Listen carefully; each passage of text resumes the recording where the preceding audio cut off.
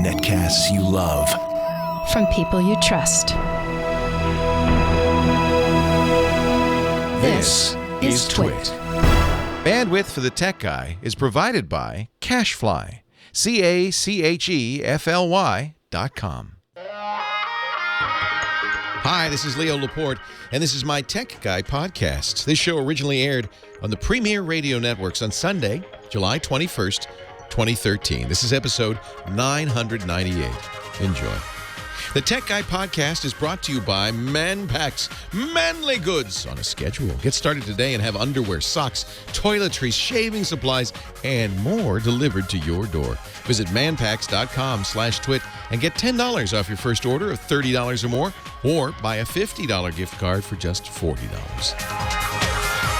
Well, hey, how are you today? Leo Laporte here, the Tech Guy, and it's time to talk about, anything with a chip in it. We could talk about computers, of course, whether they be the big desktop variety with the 27-inch displays and the stereo surround sound, or the little itty-bitty 4-inch computer in your pocket that's probably more powerful than most of the computers we used a few years ago.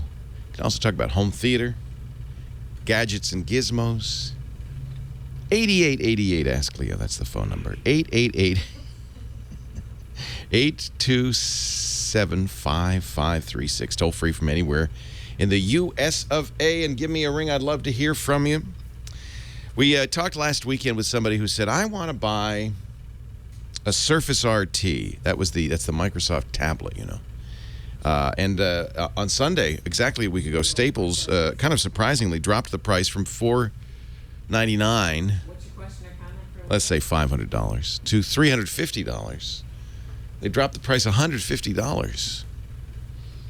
That's a lot. That's like 30%. Big drop. Well, now the other shoe has dropped. Microsoft, in its quarterly earnings report on Thursday, announced they were going to take a $900 million hit on Surface RT. They were going to write it off.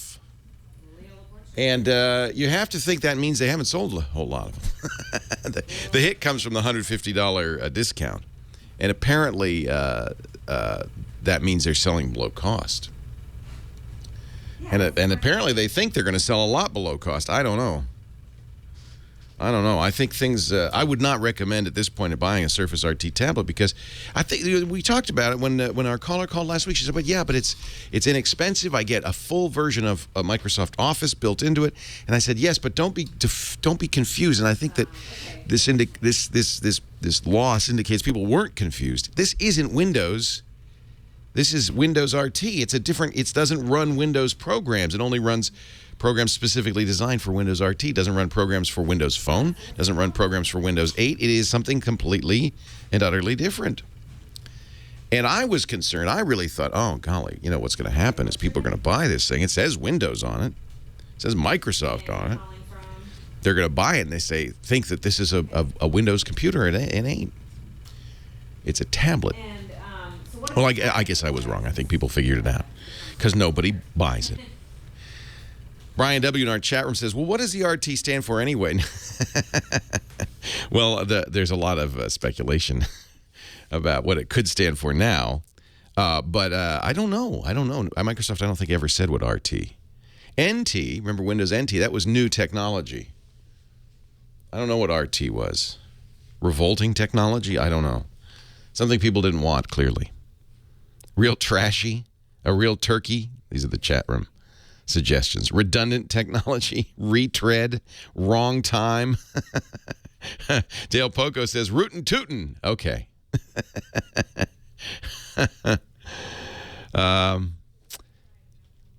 Bee's Knees says, well, it's based on the API, the Windows API, the real-time API. It stands for real-time. I don't know. As opposed to what? Is it more real-time than regular Windows? Runtime? Rotten tech, real terrible, really trendy?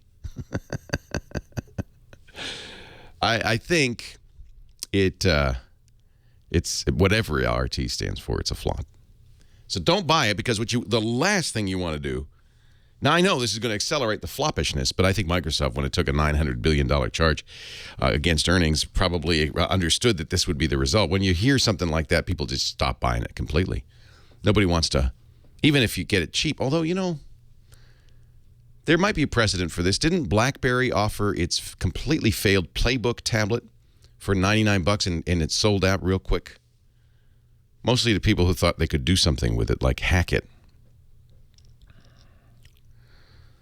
I wouldn't run out the door and buy this thing at this point, whether you can hack it or not. It just doesn't. They were selling quite well at $99 at some of the Microsoft events. So maybe $99 is the key. Maybe that's the price. Of course, Microsoft can't make money at that price. You're going to see, and I'm seeing already, a lot of spurious, fake, phony rumors about the next iPhone. No one knows, so don't believe a word you see. An Indian newspaper published a story today that says it's been released and put out specs and prices and everything. No, it hasn't. There is no new iPhone yet.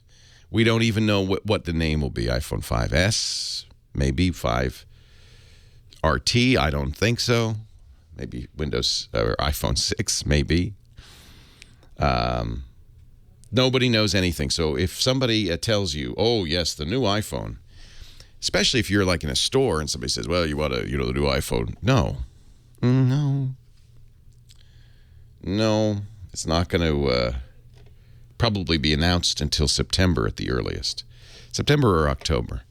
Last year, Apple did 2 events. Remember that? They had one in September, and then they turned around a few weeks later and had a second event.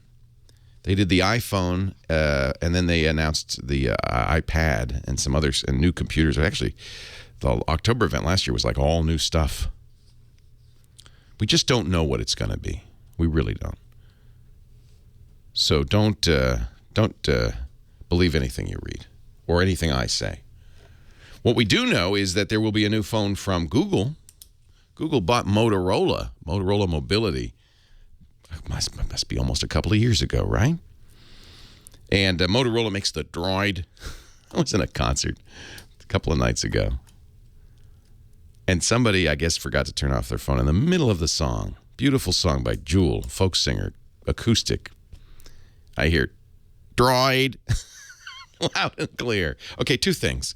First of all, turn your phones off at concerts. Second, if you have a Droid, change the default sound. It is stupid to have things coming out of your pocket saying, Droid. It's so stupid. That is a phone waiting to be smashed. It is so horrible. Hear this beautiful, beautiful music, beautiful voices, very emotional, talented singer, just singing her heart out. She was actually crying and crying. Oh.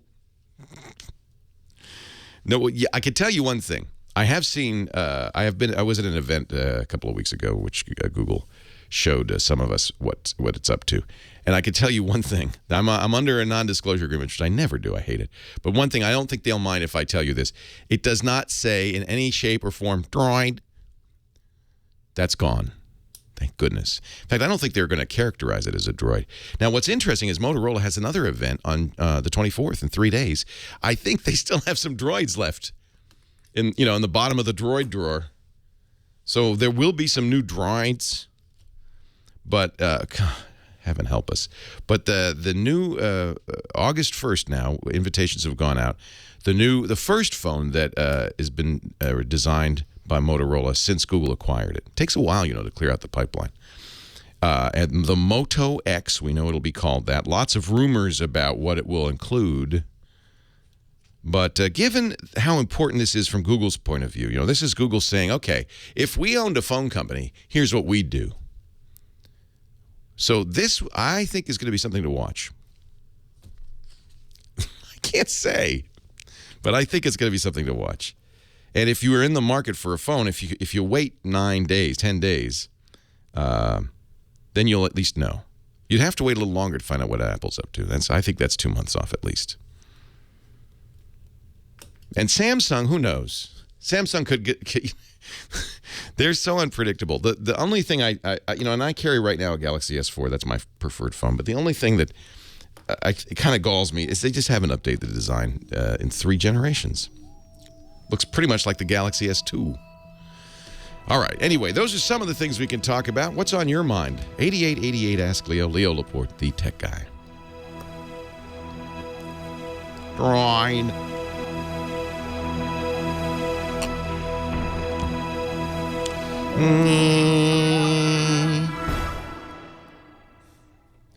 Yeah, the droid is about as bad as the goat. Swing, there are lots of places.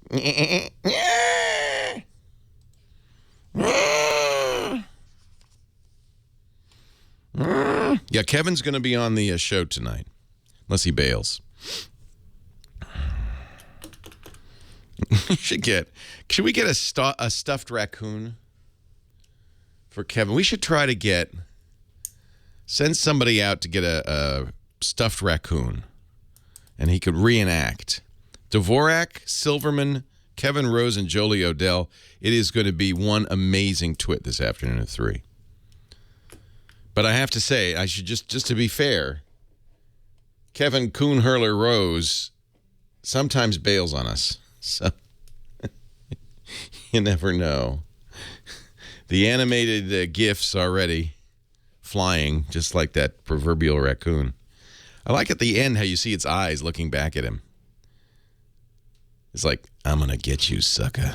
That is such a great gift because his head, there's no jump. It's like he's just pulling him off a pile. Yeah, he's like hurling coon after coon after coon. There's plenty of people who've had raccoons who would like to do that. I'm not sure I would recommend that, but well, it's attacking your dog. Yeah, no, I understand, but I would have gotten a big stick rather than try to actually handle the raccoon. You know why? Because it's probably rabid. If it's attacking a dog, it's probably rabid. Yeah, it's a real raccoon. So, John, where do we get a stuffed raccoon? I'll send one of the send one, yeah. See if one of the go call Kmart. But it doesn't have to be big. It could be a little one. we'll put out the call. Yeah. Anthony, bring your stuffed raccoon. Yeah. Did Anthony bring his stuffed raccoon? Yeah, it's. I don't know. I found this. Good. He can throw a cock instead.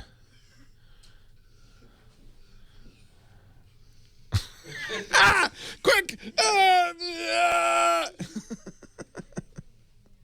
There's now a Twitter feed for the raccoon. Holy cow. I don't know why Kevin posted it, but I guess he knew that he was going to get a lot of... Seriously, don't mess with Kevin Rose.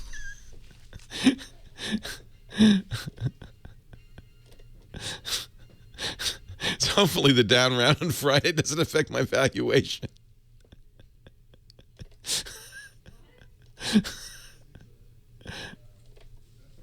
Oh. He said, I'm sick of the elevator. Kevin, who is now a venture capitalist, I'm sick of the elevator pitch, so I tried the stairwell pitch. It's quite a few of these. He's posted quite a bit.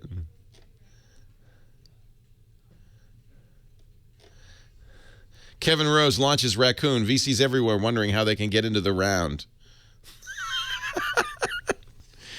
You can get in our chat room by going to the Tech Guy Labs website, techguylabs.com, techguylabs.com, and that's the website. Lots of stuff there, including, of course, links to the show notes, the chat room, the phone number if you can't remember it. And anytime I mention a website or talk about something on the air, we'll get that into the show notes. At the end of the show, then we put audio and video, YouTube video up. And in fact, we do something kind of cool that YouTube lets you do.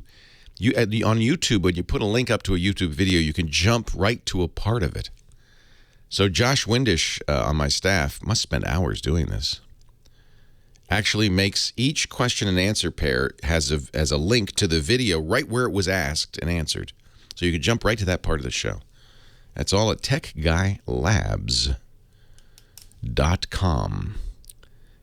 Just who should I talk to? Actually, I always ask Heather because Heather's the expert on this stuff. What are you laughing at? Well, Who should I talk to? Because we talked during the commercials that I have a favorite. Yeah. I want to move Brandon in Springfield to the top of the class. All right. Hey, Brandon, Leo Laporte, the tech guy.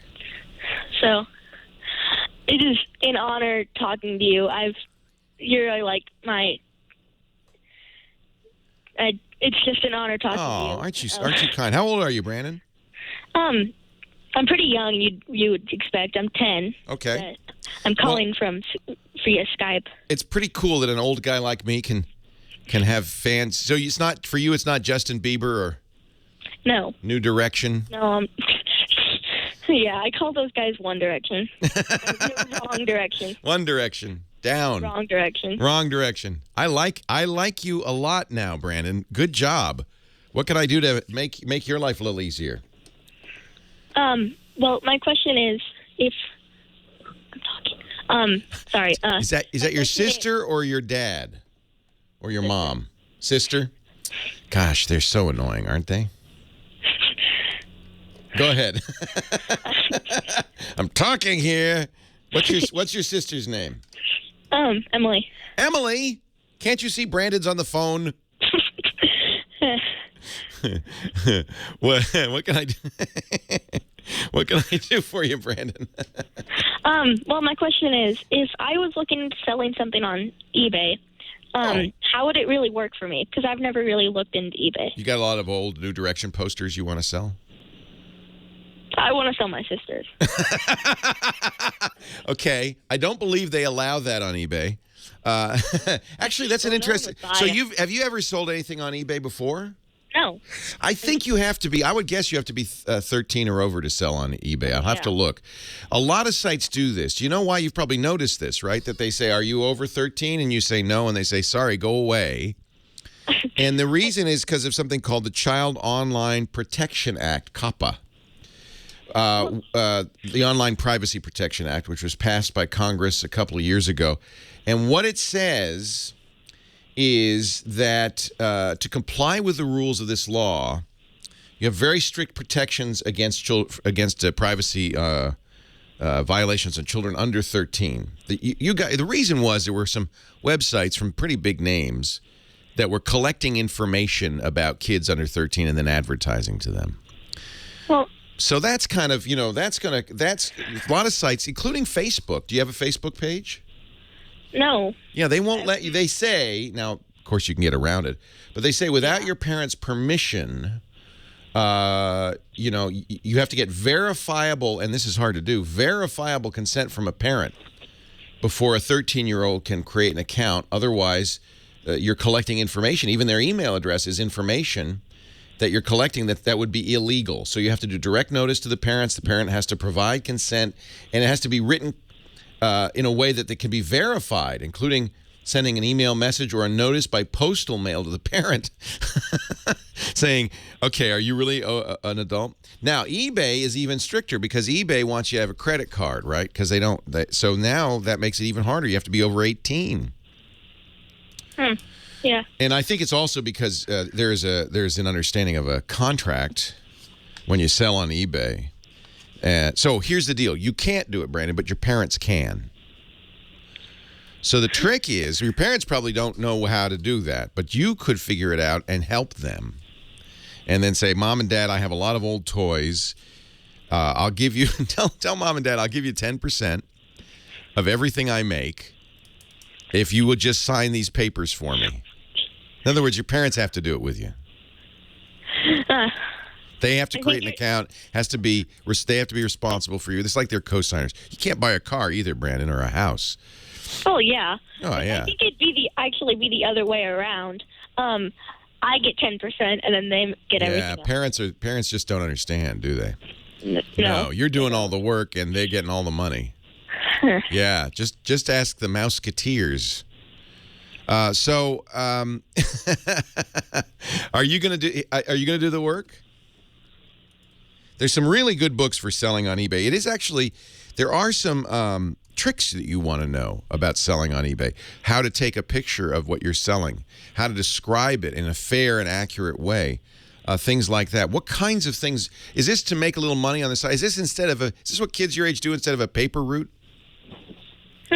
Maybe. Well, Also with Facebook, they've kept saying they're gonna make the child parental guidance thing on Facebook. Yeah. So younger. Yeah, you know why? Because first of all, Facebook would love to get you started right now. They want to get you for life. But I would love to get. Really? You would like to get on Facebook? Oh, I would think twice, Brandon. The closest thing I have to Facebook right now is Instagram, and Do you post pictures on Instagram? Yeah. You can post 15-second videos. I know. It's pretty awesome. Yeah. I'm not good because it would be a violation of the Child Online Privacy Protection Act for me to ask you your Instagram handle, so I won't. But or for you to reveal it, because you deserve privacy. No, but my Instagram username. Yeah, I'm doing the virtual, putting my fingers in the ears and going, no, I don't want to hear it. Bleep. Brandon, I'm impressed. What else do you do? Are you into computers? Oh, I play on computers 12 hours a day. Yeah, mostly games? Yeah. All right, I want you to do some things for me, okay? Because I want you to become the next Bill Gates. I want you to go to Alice, ALICE.org, and download Alice so you can learn how to program. Leo Laporte, the tech guy. I'm not listening.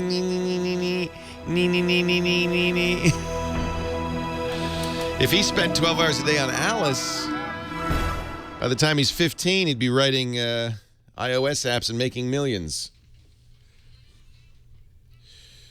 This is a very cool program. I'll talk about it when I come back. I should ask him what he plays. My Facebook, my Instagram name is Leap. You know why? Because first of all, when you're young and you have a lot of time, it's a good time to learn programming. Two, because it's a great skill that I think in the future will hold you in good stead. This is not a programming language you would use to do anything serious. What this is a game, basically, that teaches you 3D object-oriented programming. It is so cool. And it's designed for kids like him. It was actually designed by Randy Pausch, whose name you might recognize. He did the very famous last lecture right before he died. Very interesting fellow. And they've kept it alive at Carnegie Mellon. And it's really cool. That as computer science educators, that we come up with new ways to teach the new generation of students. Alice is a system to get people's first exposure to learning how to program a computer to be a pleasant one. We have got a system where students can make small 3D animated movies and or 3D video games, and they do that by dragging words in a system where they cannot make a mistake. I came to CMU right at the point where we were starting work on Alice 2. And one of the major goals for that was sort of the drag and drop interface and to kind of get the technical hurdles that people have with programming out of the way. So it'd be perfect for a 10-year-old because you don't have to type. Want to do it in the first place. It's really designed for kids his age. And it's like a game. Alice was really intriguing to a lot of people. We saw so he would, say, hey, I'm playing a game, I'm having fun. But at the same time, he's internalizing deep concepts in object-oriented programming. Watch what your program actually does in a way that no other tool does. The work that Alice has done in bringing these sort of more entertainment-oriented activities into schools has been proven through their research to be very effective at reaching women and other underrepresented groups, showing them that computer science isn't just people sitting in cubicles writing code all day, but people being creative, using the very powerful capabilities of computers. So it's really cool what you can do. I mean, it's kind of think of it as like Sims, but you write it as you go. Python is an excellent language. Actually, I think Lisp is the best first language, but nobody else agrees with me. It's a bunch of old farts that think that. But I wouldn't ask a 10-year-old to learn Lisp. When he's 15, he can learn Lisp.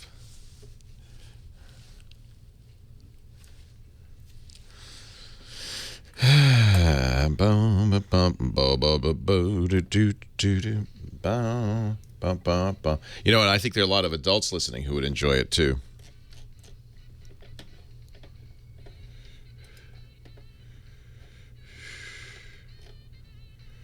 It's actually a good way for adults to learn programming.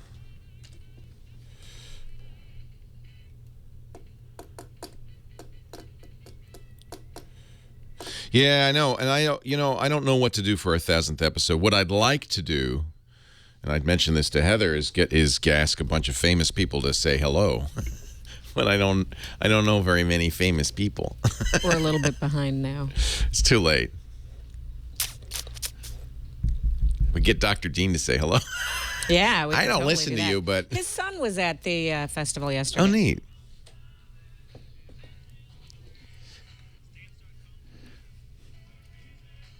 We'd have Steve Martin, Roger McGuinn, and Dr. Dean.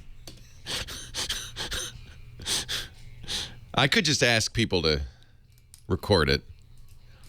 Leo Laporte, the tech guy.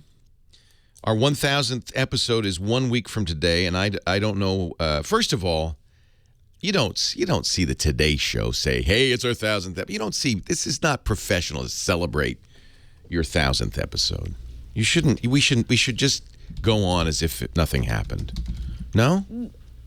They always celebrate. Oh, they their do? 1,000th episode.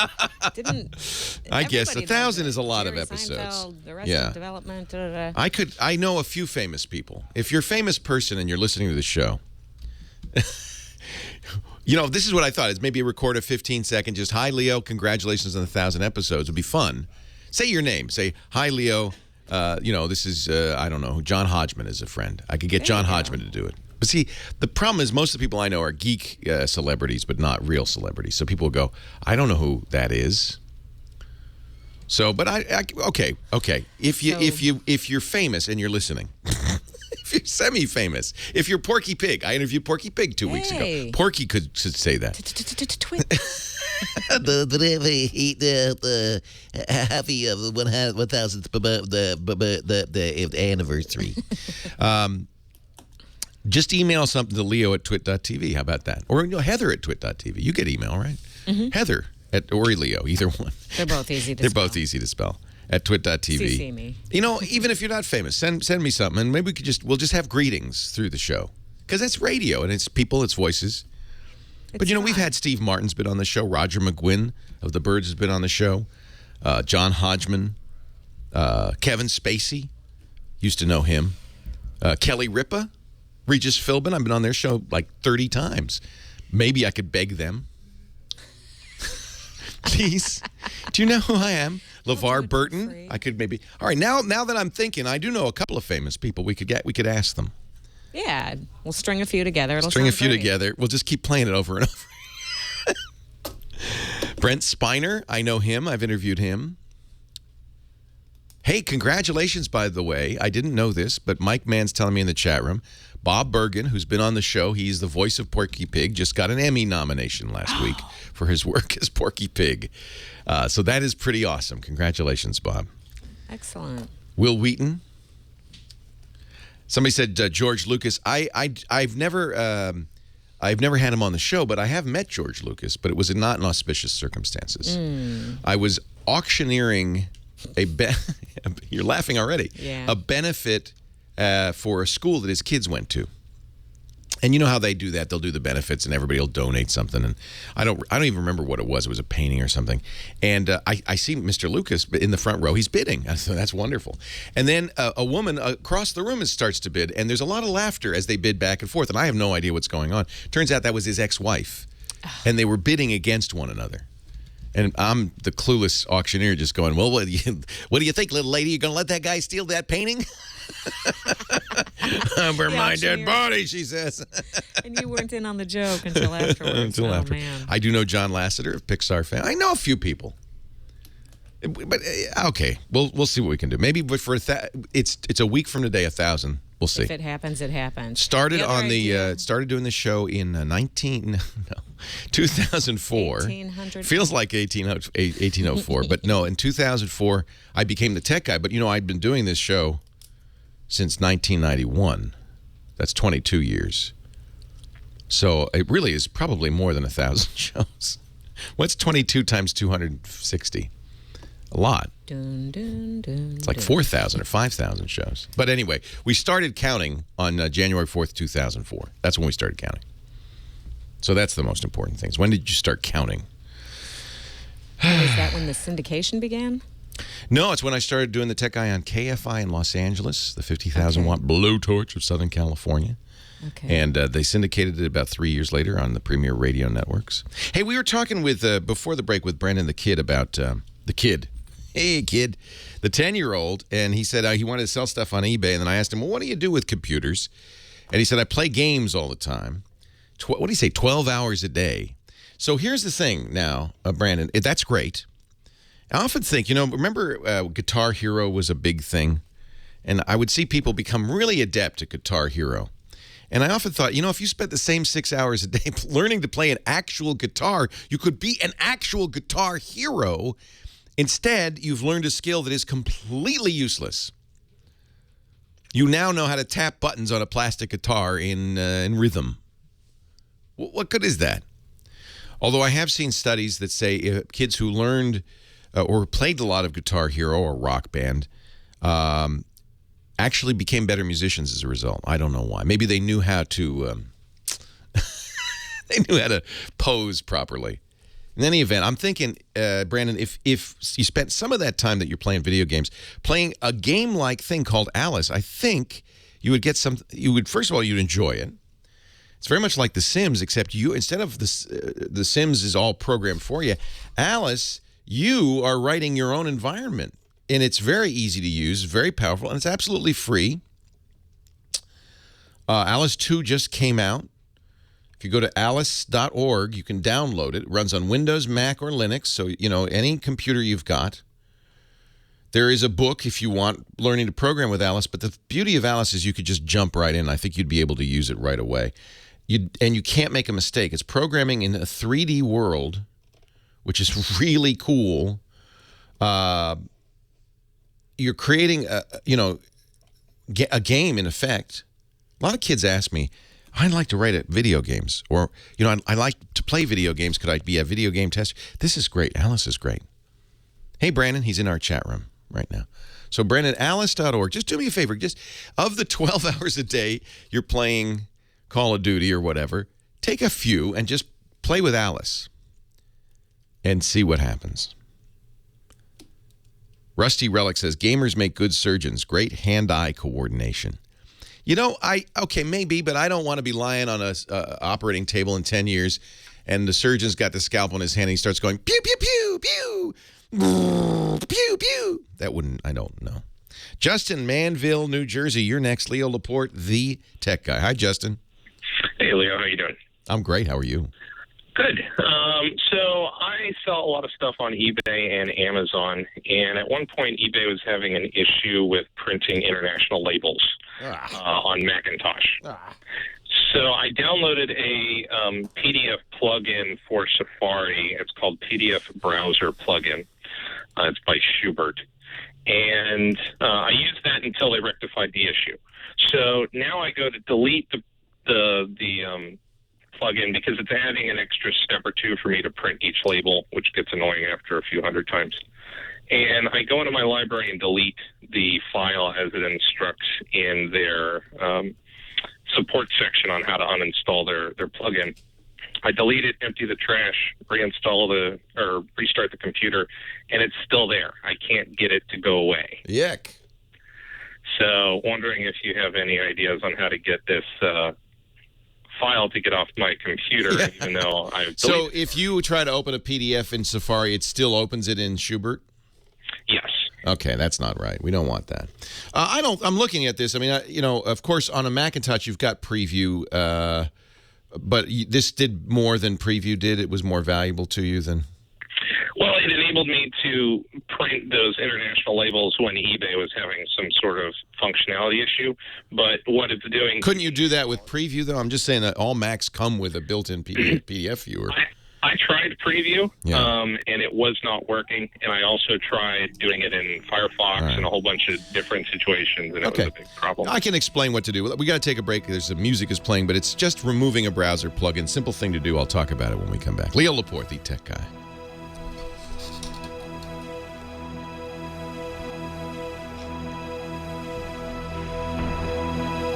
Yeah.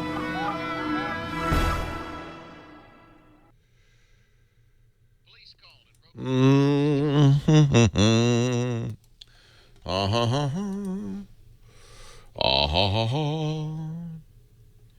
Do. Doesn't even Safari, doesn't it have a browser extension? Wonder where. Oh, there it is. Yeah. So what you want to do, I think, the easiest thing to do would be to go to Safari extensions. Oh, these are to add extensions. I get it. We should have an installed extensions thing, huh? Maybe it's in the settings. Come on, chat room. Oh, there it is. Yeah, help installed plugins. Oh, okay. There you go. There you go. You can see all the plugins you've got installed. That doesn't tell you necessarily where they live, however. And can you remove them from here? No, it's just a list. That's really kind of not so hot.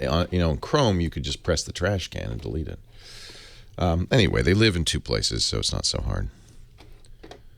You go. Are you ready for I am. lunch? I am ready to think about lunch. All right. This would be a time.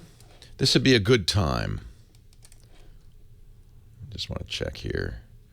Yeah, there it is. So it's library, Safari extensions, and that's one place, and then you'd have to go in the main system library too.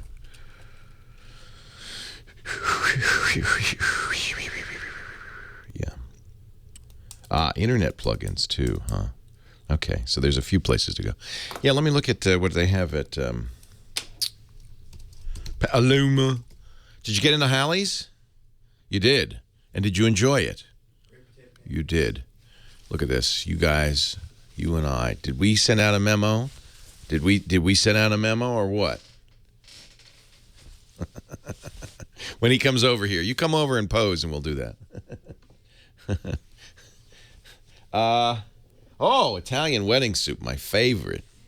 Let's get a large Italian wedding soup. Thank you, Seth. I should eat salad.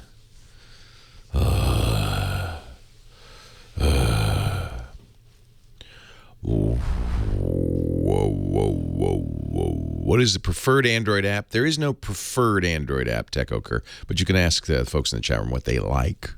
We don't have an official one. I use the one from F-Con, but Houdini has one too from ShiftKey Software. There are a variety. On the Hill wants some veg barley, John, if you don't mind. Stitcher's good, but I presume he's talking about the live feed. Stitcher after the fact, of course, any podcast aggregator. I am very excited, Jason. I think it's going to be my next phone. Yeah, the reasoning, Nicintosh, we don't have an official Twit app. We don't have a programmer to write it. I mean, we do, but we don't have the resources to do that.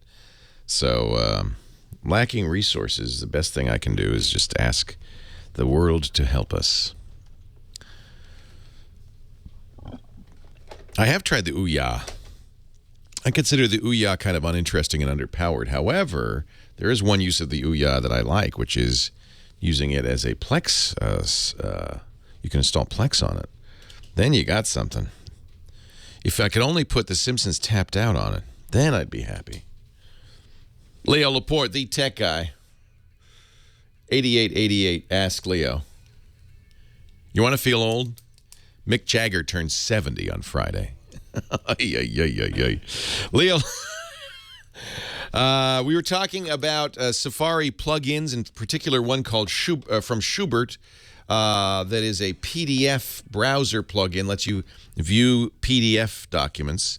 in your browser. Again, I don't generally install third-party PDF apps on Mac because you've got Preview. There are some reasons you might want something more sophisticated, like, say, PDF Pen, because you want to fill out forms of that kind of thing. But just to view them, I'm not sure what this would add to it.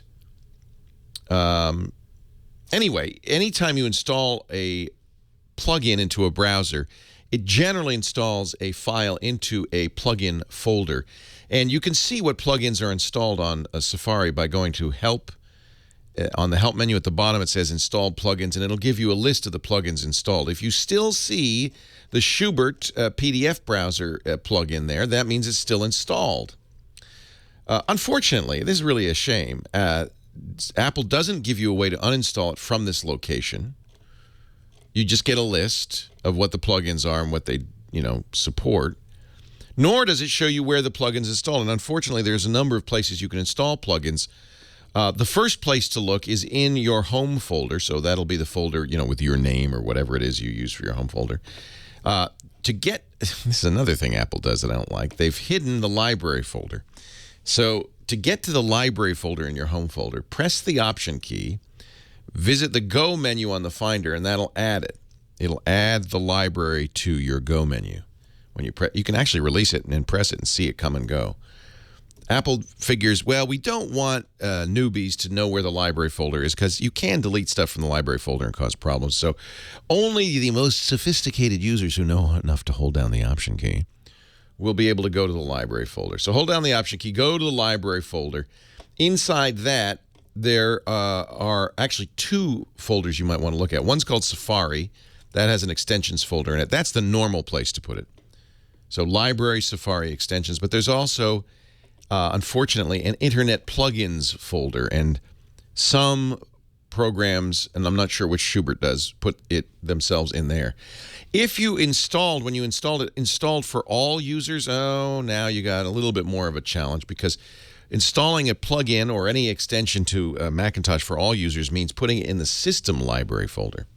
So you have to go to the highest level of your computer, the hard drive itself, and so Command-Shift-C to open the computer, click the boot hard drive. In there are two libraries. There's one that's just called Library. It also has Internet plugins.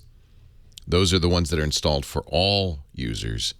And Safari probably also. No, I don't see a Safari there, so Safari doesn't use that one. There's an even worse one that you're really not supposed to mess with. The system library. And I don't see Safari or Internet plugins there. So let's hope that they didn't put them there. It does look like when I go to the top level library that there are quite a few Internet plugins that choose that as a location. Flash, Google Talk, Java's up there. So deleting those will remove that, and when Safari launches, it will no longer launch the Schubert extension. It will no longer launch the Schubert extension. Another way to do it, they're telling me in the chat room, is to go to, maybe I've made this harder than it needs to be. Oh, yes, I have. This I presume you did this, but in case you didn't, in Preferences there is an Extensions item, and it does have an uninstall there. But notice, at least when I look at mine, I see one extension, but I've installed many, many more than that. So this only shows some of the extensions you've installed, which just makes it less than useless, if you ask me. 8888 ask Leo, because for instance, I don't see Flash there, I don't see Java there. A lot of the things that you might want to get rid of, I don't know if Schubert will show up there. A lot of the things that you see there, you don't see there, are things that are installed. In fact, I think he's in the chat room. He says Safari Preferences won't do it. I don't think it's an extension. Yeah, it's probably a plugin. So look around and see if you can find a plugin. That's probably where it's hidden. Thank you for the call, Justin. Moving on to Chris in Victorville, California. You're our next caller. Hi, Chris. Leo Laporte, the tech guy. Hey, Leo. I was just wanting to call, why do you prefer Android over Apple? And what do you think about the iPhone 5 compared to the GS4? Well, understand that what I'm about to express is a personal opinion, a preference, not necessarily the God's truth, right? I mean, it's, there's nothing more personal. No, there's no personal computer more personal than the one in your pocket. So you should choose the phone that you like the best. And actually, if you listen a lot, you hear me recommend iPhone to a lot of people. Yesterday, I recommended a Windows phone. It really depends on your needs and so forth. I use Android and far prefer it because for a number of reasons. One, I think that Android has taken leaps and bounds ahead of the iPhone merely because there's so many different people using it and there's so many people working on it. It just has evolved much faster. Apple only releases one new iPhone a year. It just does not evolve very quickly. And I think there are things that the iPhone doesn't do that I demand. There are also things that are purely aesthetic. In fact, a lot of people who use aesthetic grounds say the iPhone's prettier, and I think that's probably not incorrect. You may, for aesthetic reasons, prefer the iPhone. I happen to like the back button. iPhones lack them. The iPhone has only one button, a home button. So if you're in an application, this happens to me all the time, and you go to settings in the application, very often the only way to get out of the settings is to go right back all the way out to the home and relaunch the application. Whereas on an Android phone, there's a back button. You can go to the previous page, just like on your browser. So if you go into the settings menu and there's no return from settings, which seems to happen a lot for some reason, that's another matter entirely. Back button works very well. I don't think, ironically, Apple, which historically has really enforced user interface guidelines on its applications on the OS X, and before that, the system, doesn't seem to do that with the iPhone. So every iPhone app seems to have its own user interface. You have to learn how to use each and every iPhone app. Android, ironically, Google has actually done a better job, I think, of encouraging people to do that. So somebody said, "Oh no, it's easy on an iPhone. You just double-click." Oh, it's Brandon, the 10-year-old. You just double-click the home button and you'll go back and go back. That's too many steps. Having a back button is a nice thing. There's many things like that. I'll give you another one. You're stuck with the keyboard on the iPhone, and I think it's a primitive keyboard compared to the keyboards available for Android. Android allows you to install any keyboard you want, so there are a lot of different, very interesting keyboard alternatives on Android. I prefer the Swift key. Many people like Swipe. Google has its own keyboard, which you can download, or you can use the one that came with the phone, or any one of a dozen other choices. And in almost every case, these keyboards are much smarter than the iPhone keyboard. But it doesn't matter. You can't replace the iPhone keyboard. I can go on and on. I just think Apple has, unfortunately, not evolved as quickly as they ought to. And it's going to be very interesting to see what they do with the next iPhone. However, I got to tell you, that's my opinion. Many people prefer the iPhone. In fact, the iPhone's right for many people. My kids use iPhones. They have no interest in Android. And I say, fine. Nothing wrong with that. They're adults. They can choose the phone they like. Are you an iPhone fan? Oh, he's gone. It's good. It's a legitimate question, and you have to understand that there's some things I say that are fact, some things that are subjective opinion. And the fact is, you can use alternative keyboards on an Android phone. You cannot on the iPhone without jailbreaking it. That's a fact. The opinion is, I prefer these third-party keyboards to the iPhone keyboard. I don't like it, for instance, that when you press Shift Lock on an iPhone, all it does is does a little light. The iPhone's always in uppercase. All the keyboard, it's like a typewriter. The keys are always uppercase. But you know what? It's not a typewriter. On Android phones, when you're in lowercase, it's lowercase. When you're in uppercase, it's uppercase. It seems like that's a simple thing, but it seems like that's just something, I don't know. Apple is very dogmatic in its user interface strategy. They know the right way to do it, and I just think that's not the way. I think I prefer choices, but that's, again, a subjective opinion. I also like bigger screens. I think the iPhone screen is too small. I like widgets, which are little doohickeys you can put on your desktop.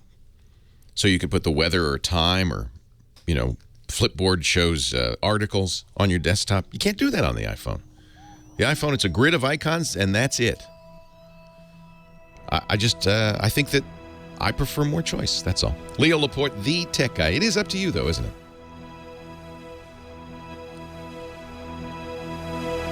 Although I think you're crazy.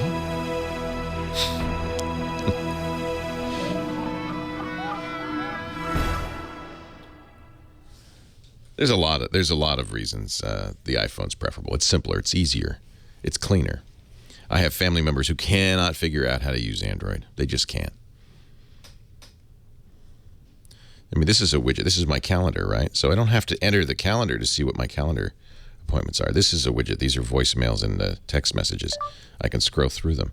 Oh, that's nice. The dictation is better. I love Google Now. Google Now is awesome. I mean, I can go on and on. I know how to type upper and lowercase on the iPhone. The point is the iPhone doesn't give you any feedback as to what, there's a little light on the shift key. The keys are always uppercase, and I think that's just dumb. That's a minor thing. That's not a big thing, but that's just dumb. And of course, when I use a keyboard,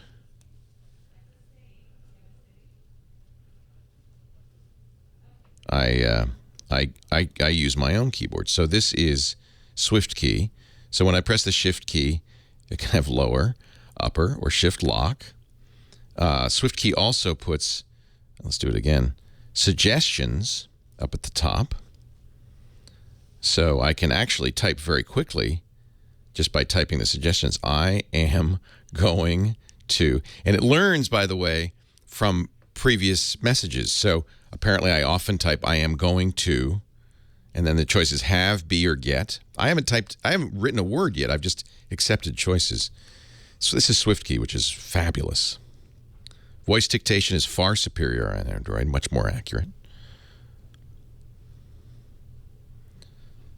I could just go on and on. It's close to getting to be an objective truth that Android's better. Close, but not completely.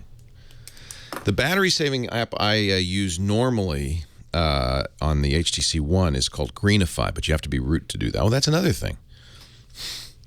It's legal and encouraged to, in many cases, not all. Some manufacturers don't let you to root your phone, which gives you a lot of capabilities. Rooting's not a jailbreak. Jailbreak's built into Android.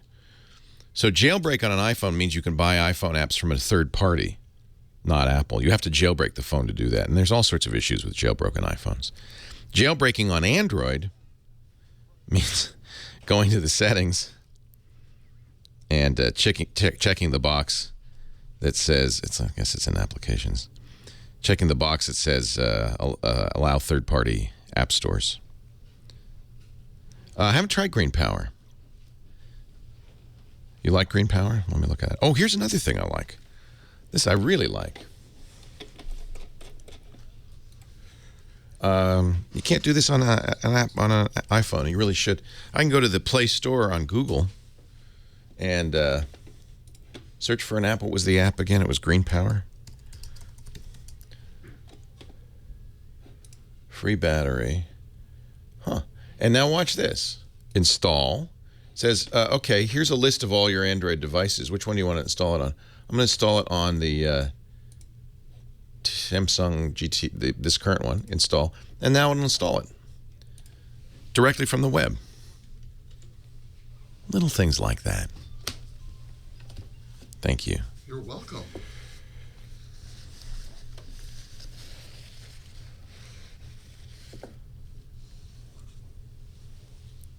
But all of those things are things that more sophisticated users like. Less sophisticated users probably don't want all those choices. I disagree, Web 393896. I think I can get much more done with Android than I can with iPhone. Much more. I mean, just infinitely more. I think that's a common kind of trite thing. Oh, yeah, iPhone is for people who want to get things done. Android is for people who want to tweak settings. Disagree. So now Green Power is installed on here. Wow, that's cool. So this is another thing that you can't do. One of the biggest issues is that Apple tightly controls the APIs so that only Apple can do certain things. So you couldn't do something called like Mighty Text. Mighty Text is a web app, Chrome extension, that lets you send text messages from your desktop. And it just sends it to the phone. And the reason is the phone has an access to the API.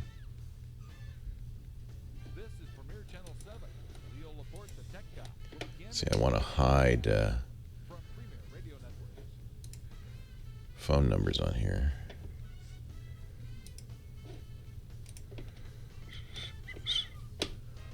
There we go. Now I can show you this. So this is really nice. This is a text messaging app, free, called Mighty Text. It allows me to see texts that are on my phone, respond, have a conversation. It sends the text through the phone, not through the web. It connects to the Mighty Text app on the phone. Awesome. Can't do it on an iPhone because the API for writing and sending texts is not available.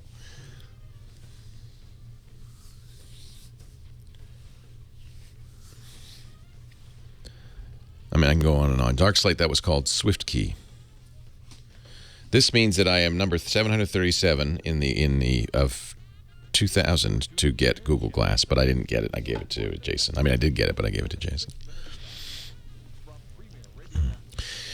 You know, okay, so that's another thing people often say, oh, iPhone is secure and Android is not. Beg to differ. And I'll just show you the number of exploits on iOS versus the number of exploits on Android is an order of magnitude greater.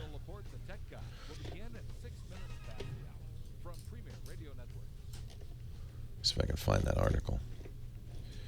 Somebody counted the patches.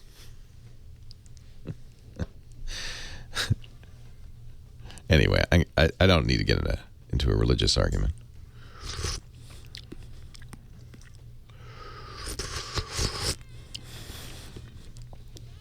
Yeah, but you have to use iMessage, and you can only message people on iOS. And iMessage is a ball of junk. This uses SMS.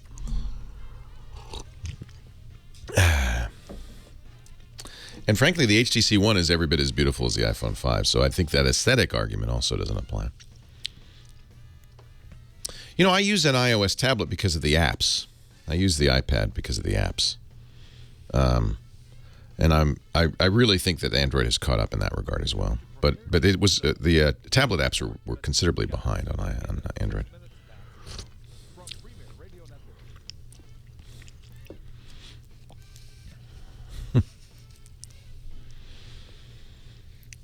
The curated App Store is BS. There are more hacks on the App Store, on the Apple App Store, than there are on Android. Now, it's probably because the Apple is a better target, but it's BS. You can't curate 10,000 apps a day.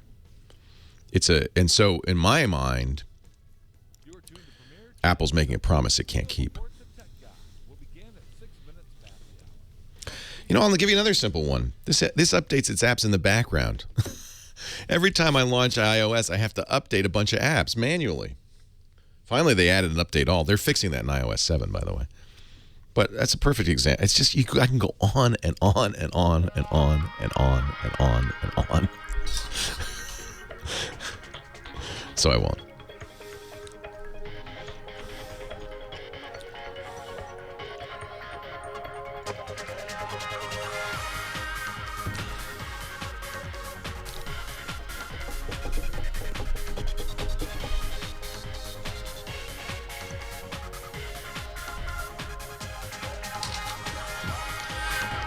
Well, hey, how are you today? Leo Laporte here, the tech guy, 8888 Ask Leo. That's the number if you have a question, a comment, a suggestion. If you'd like to talk high-tech, I'd love to do it with you. Coming up in, oh, no, I'm sorry, he's out of town, isn't he? Chris Marquardt normally joins us at 33 1/3 after the hour, but our photo guy is traveling, so he won't be with us. But don't forget, we do have an assignment. We are illustrating the word or concept heat. Oh, boy. Yeah, so if you are a photographer or budding photographer, if you just like to take pictures, you can do it with any camera, including a camera phone.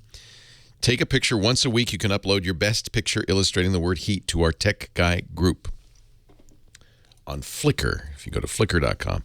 Free to create an account on Flickr. You may even already have one if you have a Yahoo account. A lot of fun. Tech Guy group on Flickr. My phone number, 8888 Ask Leo. Let's see. Stephen in Irvine is next. Hey, Stephen. Thanks for taking my question, Leo. Certainly. My girlfriend, with good intentions, inadvertently, she was trying to restore my Fujitsu computer, and somehow the screen became corrupted. That's what Fujitsu said. So the data is probably in the computer, but the screen doesn't work. Fujitsu said the screen has been corrupted. That's what they said. That's what they told me. That's a nonsense phrase. That's what I kind of think. I'm actually going to take it to the Fujitsu store tomorrow. It's like saying this baseball has been corrupted. A screen is a physical entity. It can't be corrupted. It can be broken. Yeah. Corrupted is for software. That means we typically, when we use the word corrupted, we mean that the software has been damaged. Okay. And maybe they meant that the screen driver, the display driver, is corrupted. I think whoever you were talking to was a nitwit, and the fact that they said the screen has been corrupted illustrates that. So let's ignore what Fujitsu told you. Well, here's the thing. Before she was doing all this work, she backed everything up on one of these little portable simple drives. I think you have a very nice girlfriend. Well, today I'm going to go out, or tomorrow. Is your girlfriend the tech geek in your household? Well, yes, actually she is. She thinks she is. Does she? I hope she's not listening. The worst thing in the world is somebody who thinks they know how technology works. Well, she's usually pretty good with stuff, and we've got a couple of Fujitsu computers, and I've had very good luck with them. But I'm going out, and I'm buying an iPad with Retina display. Very nice. Go ahead, and I want to know will I be able to plug that iPad into the simple drive and get my video? The answer is no. The iPad is a computer, but only in Apple's terms. And one of the things Apple decided with the iPad is not to give you access to the file system. So if you plug that simple drive into any computer, the drive will mount. You'll be able to see the contents of it. You can copy files back and forth. But you can't do that on an iPad because the iPad doesn't give you access to a file system. Is there any way that those files can be off and put onto the iPad? Oh, sure. What kind of files are they? You know what? A lot of them are video files. There's photos. I don't even know what some of the other ones are, but I've got a lot of Arabic language stuff on there that I want to pull off, teaching guides and stuff. Yeah. So generic document formats, PDF, JPEG, QuickTime movies, H.264 movies, can be seen by the iPad Red and can, if you have the appropriate application, can be opened. But that's the key on the iPad. The iPad, again, is not it's not a computer in the sense that it can read arbitrary file formats. It can only read the formats that an application on the iPad can read. And that can be a very constrained, particularly in video, a very constrained set of things. But it is easy to get stuff from a computer onto the iPad. Usually you'll use a computer to do that. You'll put iTunes on a computer and then sync the data. I don't think an iPad is the right choice. I'm not sure an iPad is the right choice for what you want to do. Really? Would an iMac, like an iMac... an iPad's great. Okay, what an iPad is great for is running applications. They're all standalone. They don't interact. They don't interoperate very well together. Each application takes over the system. It's great for games. It's great for reading content, for watching, for looking at your content on that simple drive. It's great. But it isn't a full computer because Apple says so. So do you have another Fujitsu lying around? Yeah, we do. Okay. So that simple drive, first of all, if everything's on the simple drive and nowhere else, copy the simple drive. Copy that data. It's not backed up if there's one copy of it. I don't care where it is. Sometimes people say, well, it's on a backup drive. That doesn't make it a backup. What makes it a backup is 2 or more copies. So what I would recommend is that you take that another Fujitsu, copy the data onto that. And now, if you put iTunes on it, you can get an iPad, hook it up, and the files it can read, you can move to the iPad. So, for instance, the video files can be moved to the iPad. VLC is back on the iPad now, which is great. That's a video video playing app that can do most everything. So you download VLC, and now you can read most of your movies. Remember, the iPad also has somewhat constrained storage. How much data is on that drive? Oh, probably 15 gigabytes. Okay, so you're going to get a 32 gig iPad. I was going to get a 32 gigabyte. Yeah, you could put everything on there. But it's just not like you can have a folder, My Documents folder on an iPad. That doesn't exist. Each application has its own storage. So what you're going to do is you're going to say, okay, I have a lot of JPEGs. I'm going to download, as an example, Apple's iPhoto app. That's $5. And import all the JPEGs into iPhoto using iTunes. That you can do. And now iPhoto will be able to browse those photos, modify them, save them, print them, share them, all the things you'd expect to do. But you're doing it on a per-application basis. You got a lot of videos, download VLC, connect iTunes. iTunes will say, I see VLC. What movies would you like me to copy over? It will only allow you to copy movies it can play back. So then you'll point it to that directory on the Fujitsu and say, here, take these movies. If you've got PDFs, even if they're Arabic, the good news about the iPad is its multi-language support is excellent. So Arabic PDFs, they're PDF files? You know what? I think they are, but it's been a while since I've looked at them, and I've got so many of them, I really don't know what the majority of them are. They probably are. If they're, for instance, Microsoft Word documents, then you'll need to get a program on your iPad that can read Word documents. And there are a number of those, including Apple's own Pages. So do you see each file format has to have an app on the iPad that can read that file format? I got it. So it's not a total loss at this point. Oh, goodness, no. Of course not. And I wouldn't even throw out that Fujitsu. There's no such thing as a corrupt screen. Well, I'm going to take it into a Fujitsu dealer. It's an older computer. It's a Lifebook. It's one of these little... Oh, it's a laptop. Okay. And it's a laptop, and it's been around the world with me. It's 8 years old, and I've never had a lick of problem. And what does the screen look like? It's just black. It never comes You know, probably, almost always this happens with laptops. After 8 years, of course. You know, the hinge, as it bends, there's a ribbon cable going through there connecting the screen to the motherboard. That's how the video gets to the screen. Right. Every time you open it, you're bending that cable. After a while, 8 years, yeah, that's about right, the cable will break. So if you have a good Fujitsu repair shop, it may be as simple as just getting a 50-cent cable. Yeah, or hooking it up to an external monitor, they also say. Well, that would be one way to see if the monitor is corrupted. Right. If you hook it up to a monitor and it's working, then yes, it's something wrong with the physical panel. Probably that ribbon cable. That is almost always the thing that fails on old laptops. Okay. All right, well, thanks for your help, Leo. At least you've given me a little bit of hope and stuff. Oh, yeah. If you've got it on that drive, you've got it. But make a copy of that stuff, because if that drive fails, that's your only copy. Right, got it. Well, thank you very much, sir. You're very welcome. I thank you for the call. Be a good time to do a carbonite ad. How much time do I have, Nathan? Like 30 seconds. I don't have enough time. Poor Carbonite. This happens every time to them because we got to take a break. But I will come back and I'll talk about the best backup solution in my book. 8888 Ask Leo. That's the phone number. If you hear something and you say, I got a suggestion, I got a comment, I've got a way to do something. Leo didn't mention this. That's why we have the website, techguylabs.com.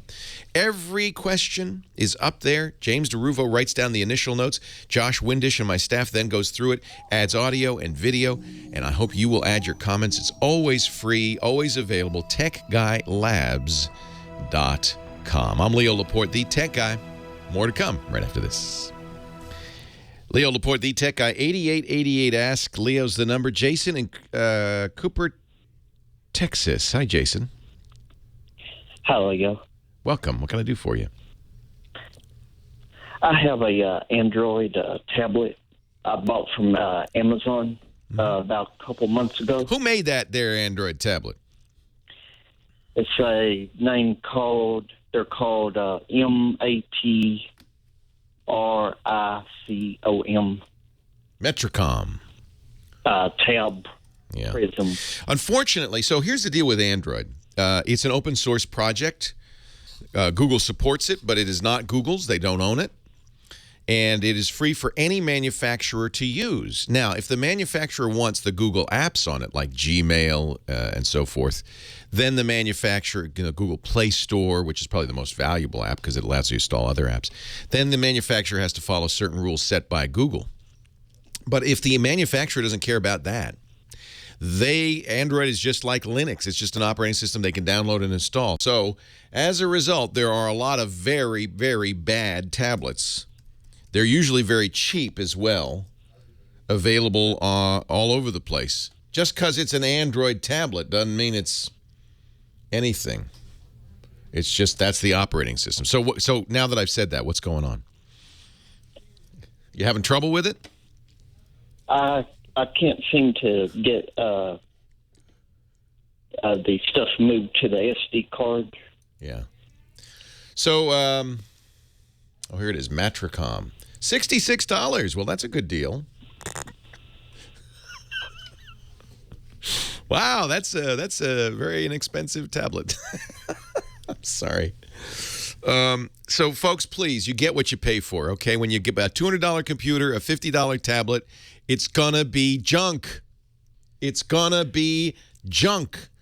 Having Android on it doesn't guarantee anything. Doesn't guarantee anything. How do they make a tablet for $66? Not very well. So, it could be there's no problem, copying stuff to a SD card. Does it have an SD card slot? If it does, it should be pretty straightforward. Oh, it's 800 by 480. Oof. For a 7-inch tablet, 800 by 480.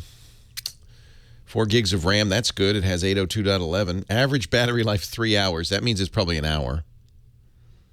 10 ounces.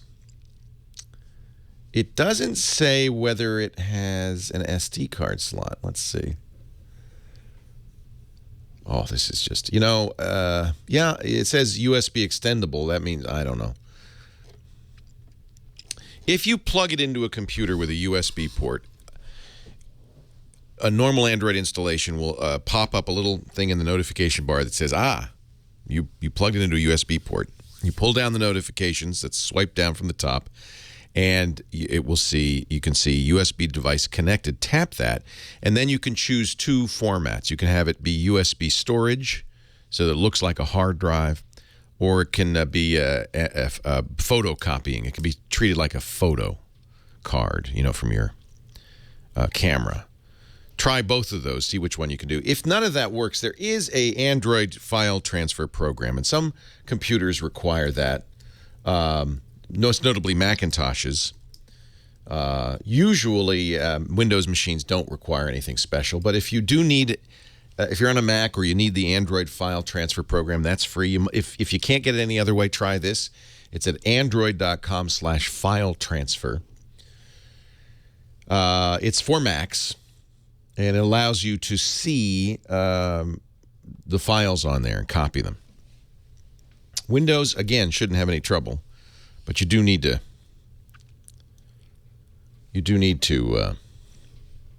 make sure you choose the right mode for that.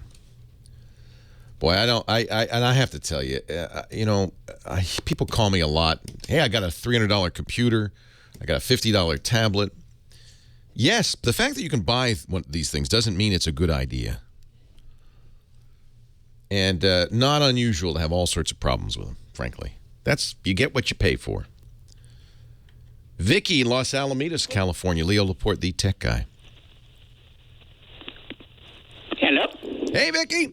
Hey, how are you? I'm great. How are you? Well, we got kind of a catastrophe here. We had a Western Digital MyBook external hard drive that is just dead. Oh, no. These are actually, I like the MyBooks. I've bought a number of them in my time, but hard drives do die. These things happen. Well, so we called support with Western Digital, and they gave us 3 places to take for data recovery. Yeah. Which they said, bring it in, drop it off, we'll let you know. And then they said it could be $500 to $2,000 if anything's recoverable. It's family photos, family movies. All right, that's a lot of money to pay, and you probably... So there's 2 ways a hard drive could die. Software and hardware, basically, is the easiest way to understand it. If there's a physical failure of the hard drive, there's a scrape on the media, or the head, the playback head, record head gets bent. I read that.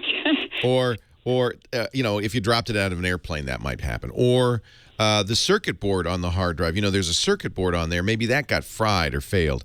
In that case, it could cost you a lot of money because they have to bring it into a clean room environment, disassemble it, replace the broken part, put it back together again. That could cost a lot of money. But that's usually thousands. Right. That's what a company called Drive Savers will do. Drive Savers in Novato, California will do. They have guys in bunny suits in clean rooms. Probably not what happened to your drive. What happened? How do you know it's not working? It's an external USB drive. Yes, and it was working. Let me pass you my daughter.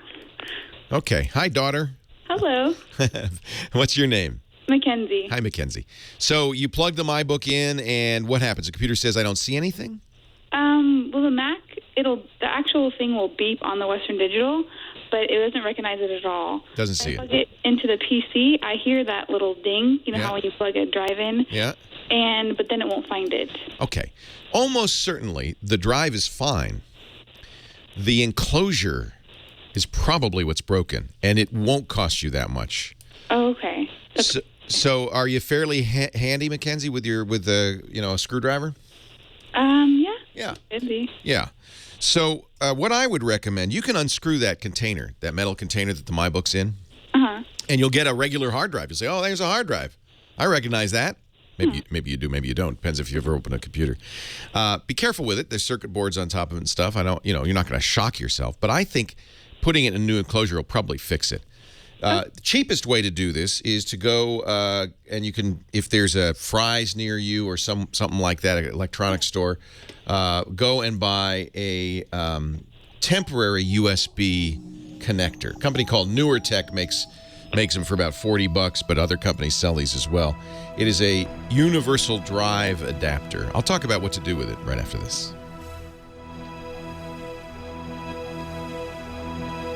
That's a good link. Let's get that link, Web 1566's link to the Instructables article on how to take it apart. It's very easy to do. What is it? What language is that? Chris said he was traveling today, right? Yes.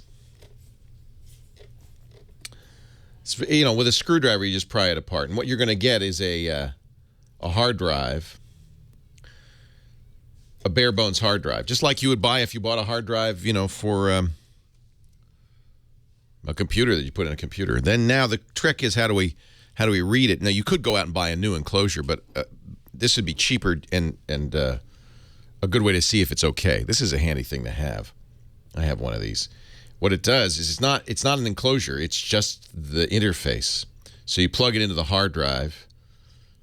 It'll power up the hard drive, and you can plug it into your computer, and you can read it.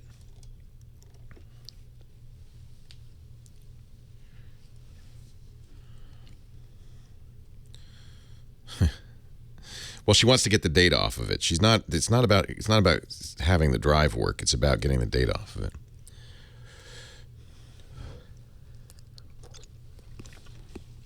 Not so. The ding just means Windows sees a USB device. Doesn't mean it's a working USB device. Yeah, the ding just means, I see something plugged into the USB port. Now I'm going to try to install a driver for it.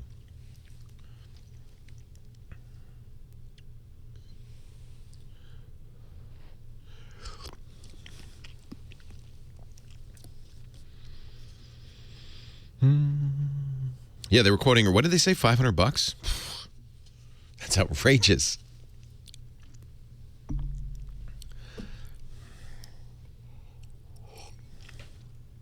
Uh-oh, I better be good then. You made Ben tune in, huh? Hi, Ben. Well, is he tuned on the internet or is he tuned in on the radio? I'm pretty sure the internet. Well, if you're on the internet, Ben, then I'll give you something better to look at than me. Yeah, there you go. Yeah, you know who that woman is? Remember me? Remember her?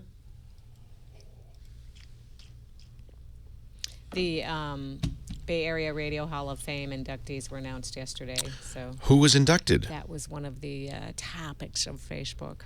Oh. More I'm thinking about who lost. Some friends.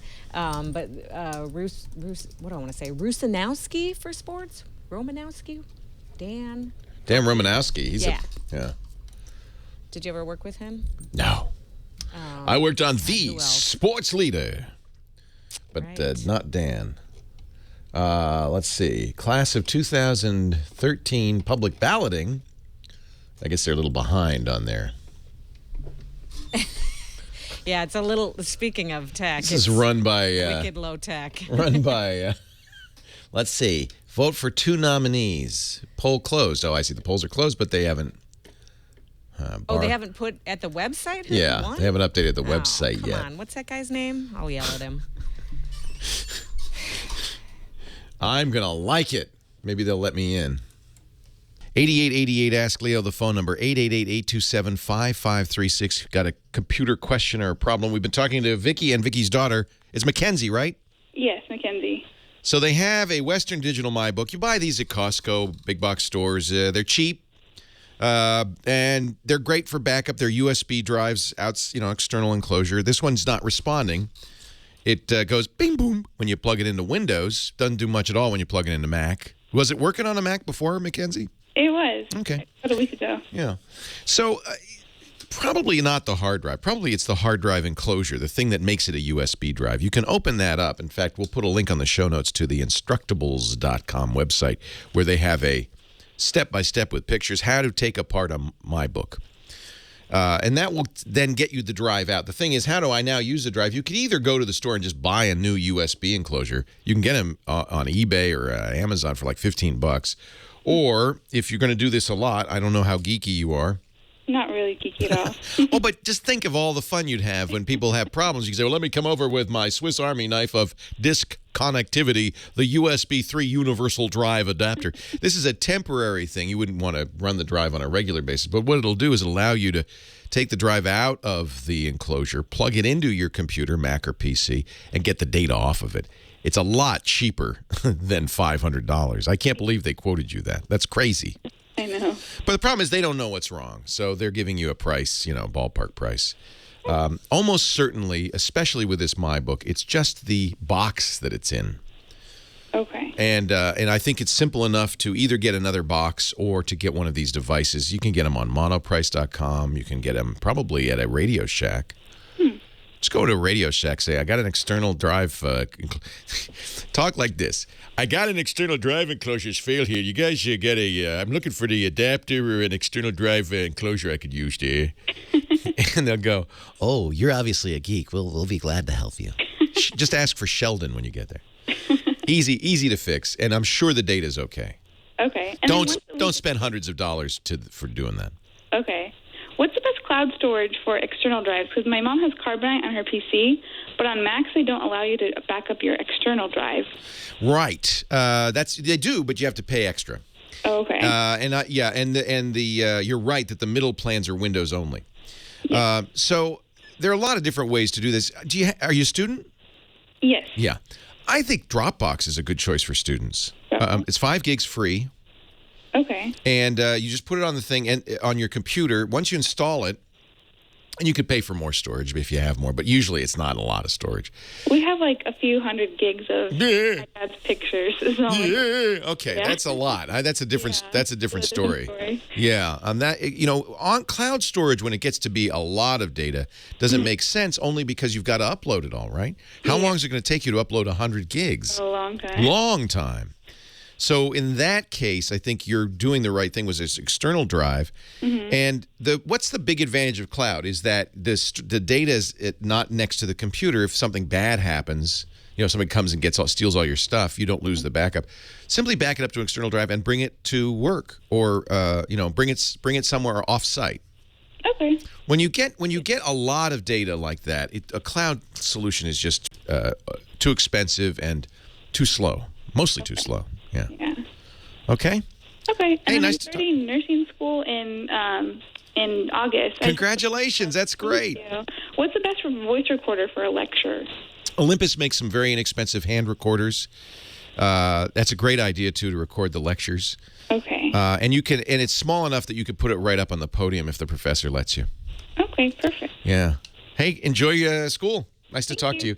Thanks, Vicki. Thanks, Mackenzie. Bye-bye. Bye. Leo Laporte, the tech guy. John, Newport, Rhode Island. Is that right? No, Newport Richey, Florida. I didn't see the CHIE. Hi, John. Leo Laporte here. No, thanks for taking my call, Leo. My pleasure. Leo, this is the problem. I had a DVD player, tuner, and surround system all in one. And one day it wouldn't come on, so I just put it aside, and I went to Walmart and bought a little $29 Magnavox DVD player, one drawer. I came home and hooked it up right to the TV, and I put a DVD in. It played fine. The next night I put another one in, and it played, but the picture just shook back and forth. Yeah.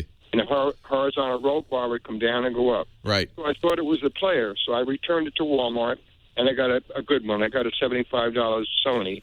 I brought it home, and that day I went out and bought 2 new movies, Argo and Skyfall. Good choices. Yeah, I liked them. I put Skyfall in, and it wouldn't. It played, but it just shook back and forth, and the horizontal roll bar down and Okay, up. crazy talk. Now here. I put Argo in, and played fine. Okay, it's probably copy protection, but tell me what you're playing to. Is it an HDMI cable going to your big screen TV? Yeah, it's just the cable that came with the DVD players. Okay. You know, the red, so when white, you got a new, it's the red and white and yellow. Yeah. Oh. Okay, so you're running up against something nasty, which is copy protection. And so your television set that you're playing this on does not have an HDMI cable. Oh. It's an older TV, okay. yeah. Yeah, it's about 12 years old. Yeah. It's a rear projection job. Yeah. Yeah.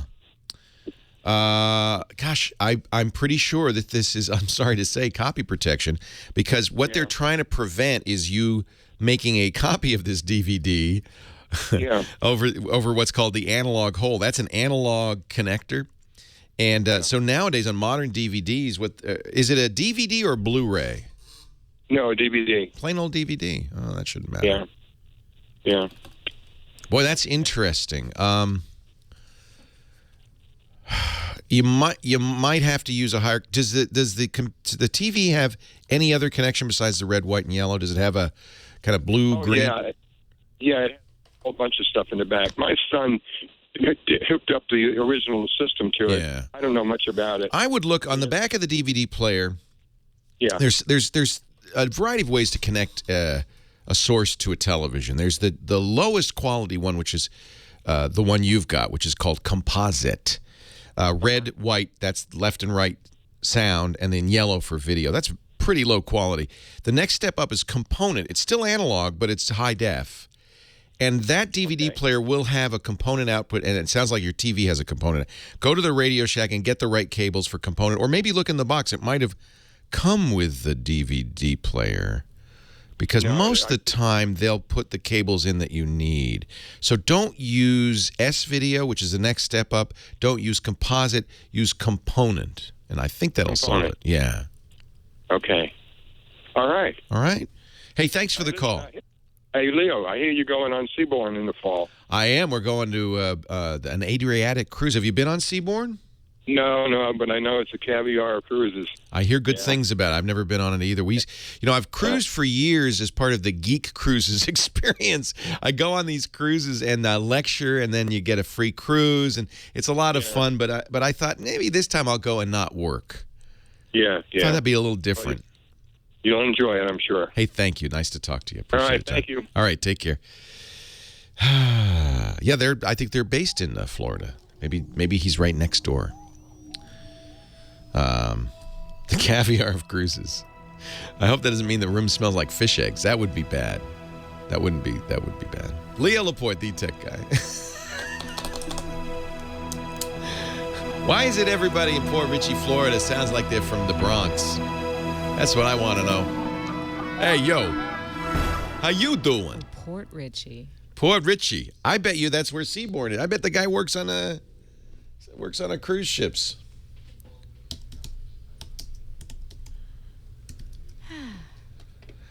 Oh, do you want to know who some of the inductees were? Yes. He emailed me. Let's see. Who is... Oh, Bobby Ocean. Bobby Ocean. There you go. It's so funny that we were sort of doing this. We were doing the Bobby Ocean thing. Jane Morrison. He thinks you know her. Jane Morrison. Jane Morrison. How do I know that name? Not Robert Taylor, Mike Sugarman. Mike Sugarman, I know very well. Old friend. Mike and Janice. Do you know Mike and Janice? Kinda. I just saw Sugarman at when the Mets were in town playing the Giants 2 weeks ago now? I don't know. I'm in a group called Broads in Broadcasting, so we all went to the baseball game together. Oh, what fun. Super fun. Oh, my God. Was Janice there? So hard. Oh. No, but one of the gals knew a bunch of the guys at KCBS. So Mike is one of the most talented, great guy. He really absolutely should be in the Hall of Fame. That's awesome. Good for him. Ooh.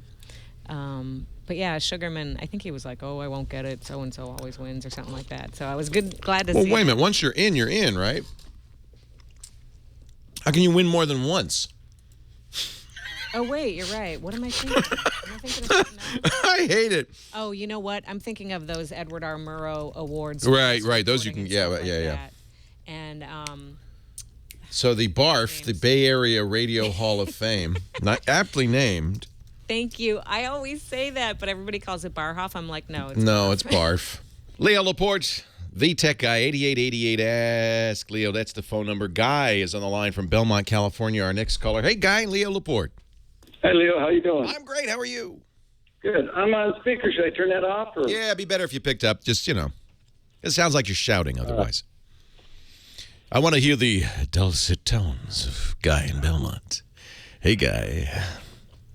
Hey, I'm getting ready to change out the motherboard and CPU I upgraded with something quicker. I'm going from Intel to AMD. And I want to know if I need to reinstall Windows 7 or can I kind of clean it up? Well, change the So the way Windows is set up is that it's very attached to the computer that it's on, mostly for copy protection.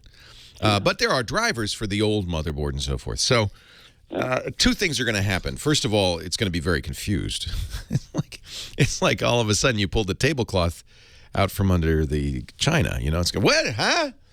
And put a new one in. So what I would suggest doing, have that Windows installed just in case. But what you can try is going into the device manager, deleting everything, just saying you don't know anything about what kind of hardware you've got. Make sure you also reset in the BIOS the ESCD, the Enhanced System Configuration data. That has information about the motherboard and so forth. You want to reset both of those. In effect, you're saying, hey, you don't know anything about your hardware. Then when you boot up, Windows will go, oh, I see a new motherboard. Presumably, this new hardware will have drivers. There'll be a disk that came with a new motherboard. Install those, and you might be all right. But then you're going to have the second problem, which is the piracy problem. Microsoft's never revealed exactly how this works, but if a certain percentage of your hardware is changed, it assumes you're installing that copy of Windows on a different computer. And they've never said exactly how much has to change, but changing a motherboard, that's a pretty big change. It's likely that Windows is going to say, hey, this is not a genuine copy of Windows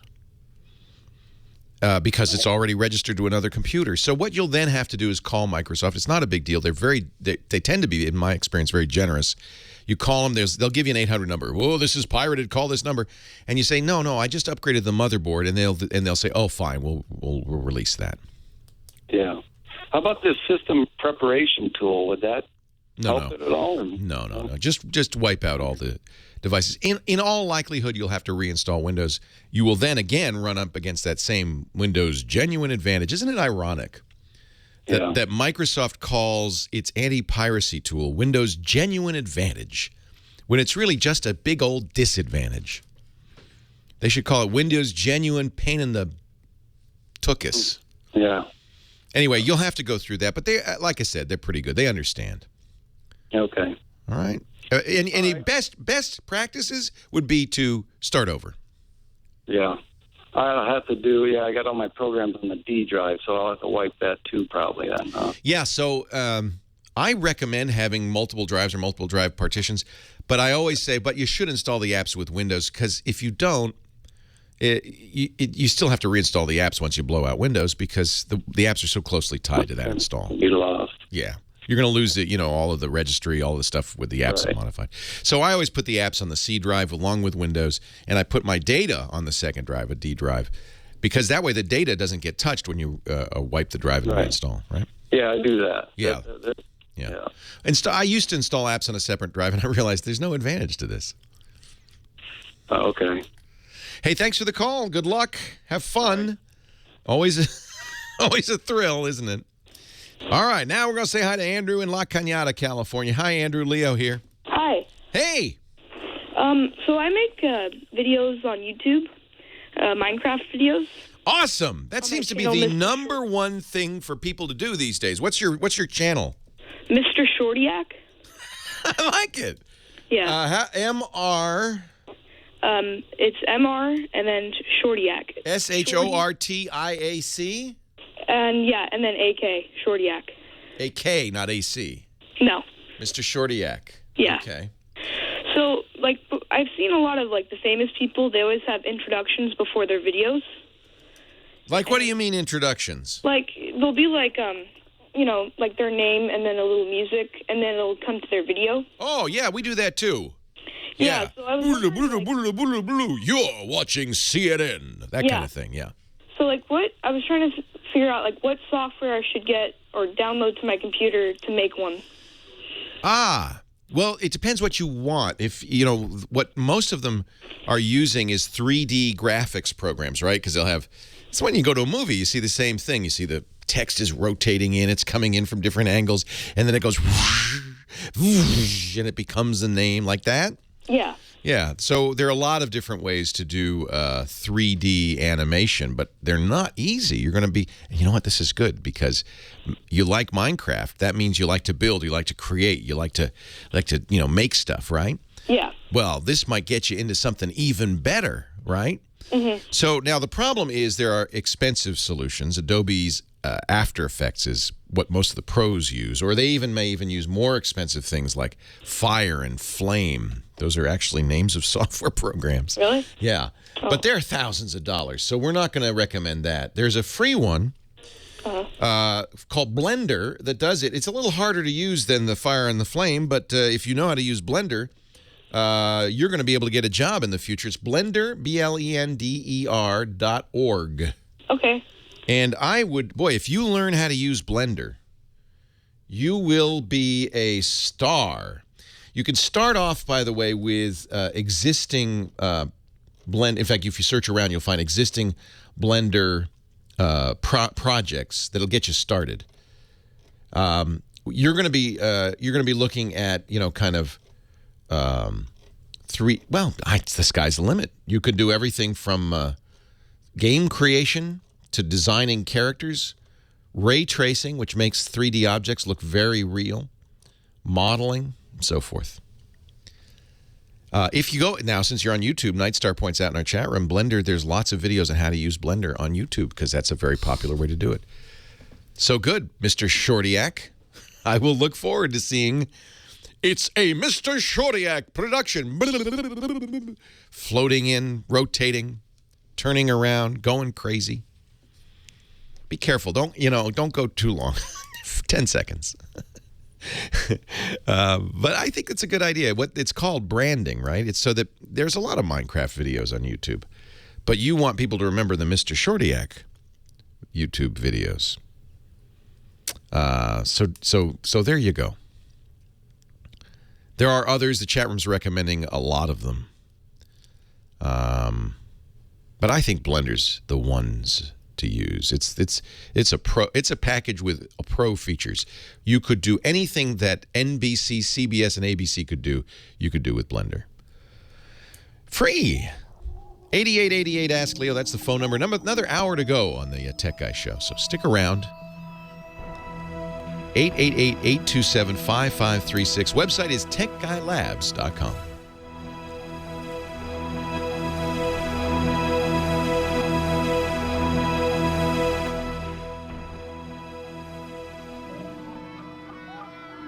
Well, hey, how are you today? Leo Laporte, the tech guy.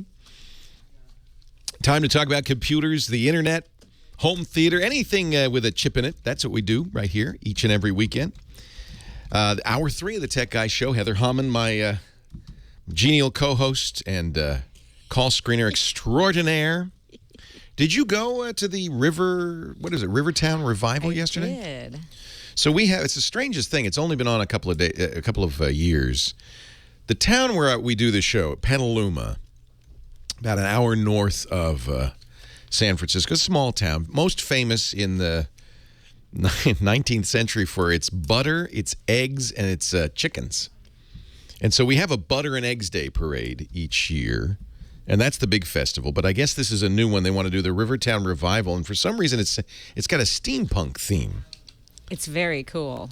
Yeah, everybody's all dressed up, and it's the whole idea of steampunk is what if you had modern cybernetic technology in the era of steam-powered computers. And it's kind of fun. Anyway, I don't know why I mentioned that, but I'm glad you got to go. Yeah, the range of people there was from, you know. Oh, it's a wide range. I was a normal, dressed in normal street clothes. I was a little freaky. Did you get freaky? Did you get a little freaky? Well, you saw that dumb dress I had on yesterday. I was going to wear my leather top hat and aviator goggles. You had goggles. Yeah, I didn't want to be too freaky because I was alone, so I put some of that stuff back in the car. But I went. Yeah, because you might attract the attention of male steampunk. Exactly, and I don't want to mate with the male steampunk. They're like bumblebees. They just hover around you. The other thing, I have to say, Petaluma, I love Petaluma, and people are so sweet. They are kind. They're kind, generous make people. An effort to be nice to you. I was just like, oh my God, thank you. They just feel sorry for you, Heather. Maybe that's it. Was I pathetic? Yeah, they just say a little. She's just. Did you? But now last week we opened my steampunk laptop. This is from a guy does this. His name is Richard Nagy. He works at he's got his own business called Datamancer at datamancer.net. Was not inexpensive. He took I think it was a Gateway computer. Windows 7, because it took so long to make this thing. You can bring it over here, Burke. Yeah, we'll show it. Encased it in wood, put a stained glass lid on it that lights up, put little brass fittings on the bottom. It's even got a brass keyboard. And he asked me, he said, when he made it, he said, well, what font would you like? And I opted for the Middle Earth, Lord of the Rings typeface on the keyboard. But it's really more decorative. I mean, it's got a wood trackpad. Is that wild? Yeah. It's got a wood trackpad. I would have liked to have seen a lot more silver and black for some reason. Oh, yeah. This is more warm colors. Mm-hmm. But I do like, he milled a hole for the camera because it's a modern computer. It works. Well, relatively modern. Unfortunately, Microsoft kind of gave them a hard time because they came out with Windows 8 in the middle of the construction. And it was, non-trivial to make something like this. So where does the Steam come out? I'm a little disappointed because some of the models of this, and when you see it on his website, they turn on with a wind-up key. Oh, But this one doesn't have a wind-up key. I'm so disappointed. Oh, that's great. Yeah, and a little hand crank on the side. Yeah. Power. Yeah, pretty crazy to have bought this, but I thought it'd be fun on the studio, like just a set piece. Since the studio itself is a little bit steampunky, kind of, sort of. Well, especially as you're dressed now. Shh. I know. Okay. Don't tell Sorry, people radio audience. how I'm dressed. Although I just learned, according to CNN, 34% of Norwegians thinks it's okay to wear a Speedo. Yes, they do. CNN, Sunday afternoon, not a lot of news. They're fishing. Lee, Big Bear, California. Leo Laporte, the tech guy. Hi, Lee. Yes, sir. How are you? I'm good. How are you? Okay. Problem I have is I have a Gateway computer. Well, there's your problem. No, and it's not encased in wood. That's probably what the problem is. There you go. Yeah. Anyway, it's a Vista 64-bit. I bought a few years ago at Best Buy. Okay. And I went to do the latest update, the Windows update, a few weeks ago. And in the process, it got stuck at number 7. My keyboard got stuck. My mouse got stuck. I searched everywhere. I went on my other computer.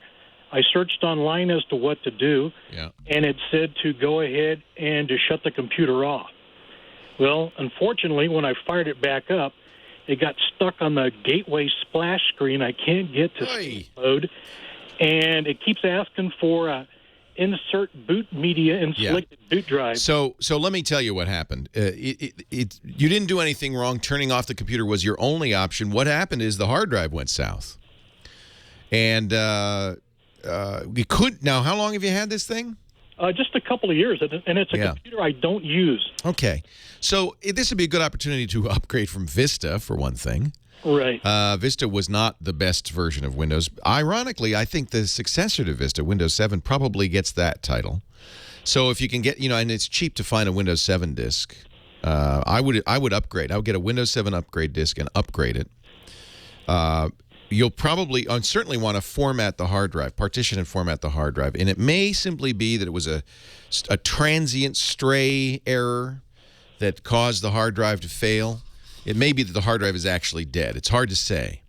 Okay. But think about it this way. There's cosmic rays No, bear with me here. I know where I'm going.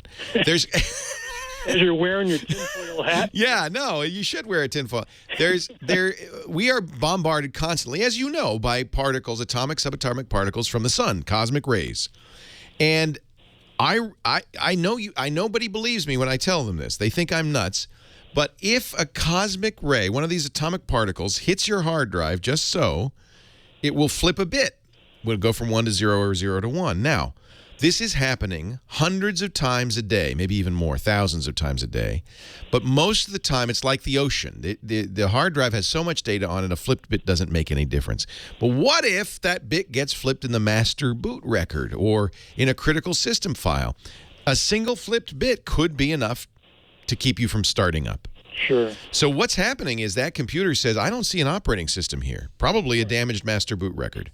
I get you. If you partition and format the drive, you'll be rewriting all of that. And if that's all that happened, then you'll be good to go. If, however, there's a more serious problem, if the drive itself died, then you'll need to put a new drive in there. But if you want to save that computer, a new drive is not expensive. Well, I do, because it's a computer. I only use it like when I play like the new Call of Duty games. Otherwise, I use an XP computer. So it's your gaming computer. Yeah, and I don't use it that often. Yeah. But the thing is, when I went to Best Buy, I talked to their Geek Squad guy, and they went ahead and they told me I needed to. I asked him, can I just upgrade to Windows 7 because I wanted to get a Windows 7 computer anyway. And since they don't sell it anymore, they sold me an OEM system builder pack. Right. For Windows Home Premium 7 64-bit. Good. You got that. You can use that. Right. So because my computer isn't working, kind of, can I just shove these disks in there and it should start right back up? Can you boot from it, you mean? No. Yeah, can I boot from... You can, but you won't be running Windows. You'll be running the Windows installer. Okay, but as soon as I put the Windows disk in, then I should be good to go. Well, you'll know immediately if the computer's okay, which it is. It's just the hard drive. Right. So you won't tell you what's going on with a hard drive. You'll have to actually go through the installer process, format and partition and format the drive. But it'll tell me what to do? Yes.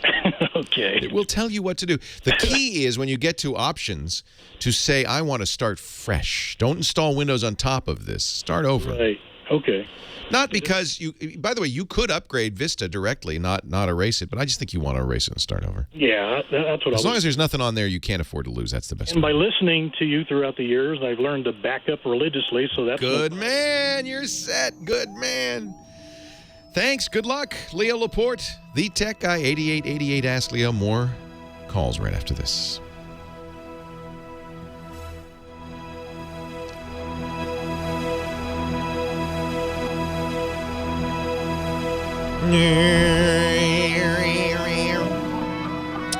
So I am going to have to correct myself because cosmic rays do not, in fact, come from the sun. Those are solar particles. Cosmic rays are mysterious particles emerge from... Yes? Oh, you're talking to her. That emerge from outside our solar system. We don't know where they come from. They are high-energy particles that may produce showers of secondary particles that penetrate and impact the Earth's atmosphere and sometimes even reach the surface. High-energy protons and atomic nuclei bombarding us constantly. And enough make it to the surface that they actually do hit your computers, they hit your hard drives and so forth. And if they strike a hard drive platter, they can flip a bit.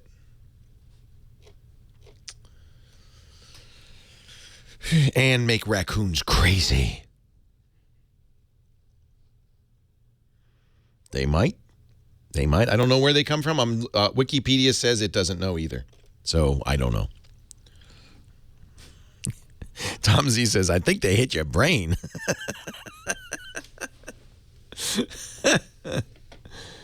Where did I read? I read an article. I got to see if I can find it. That actually posits that this is in fact a problem. I mean, hard drives fail for reasons we don't know.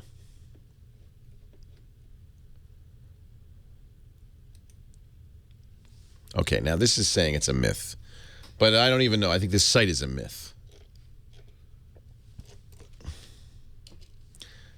Kioskia says it's a myth.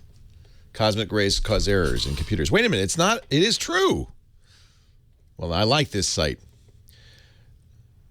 Cosmic rays are high-energy rays created by cosmic major events, explosions of supernovae, ejecting neutron stars, etc., electrically charged particles whose speed can reach up to a third of the speed of light. These are neutrons' erect problems. Okay, this is not an English speaker.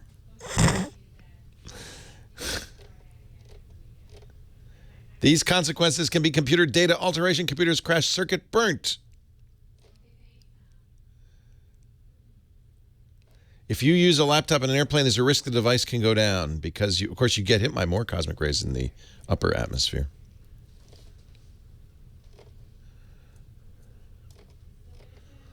I don't know what this website is. Let's see if I can find this. Oh. Kioskia. That's bogus. They also cause erectile dysfunction. Well known. No, really, it's well known. It's well known. It's well known. Because I looked it up on the internet. Okay. Here we go. Here's another one from the University of Texas. Uh-oh. McDonnell Observatory. Thoughts Very on famous. science, computing, and life. Bit flip. There you go. Is that like flipping a bit?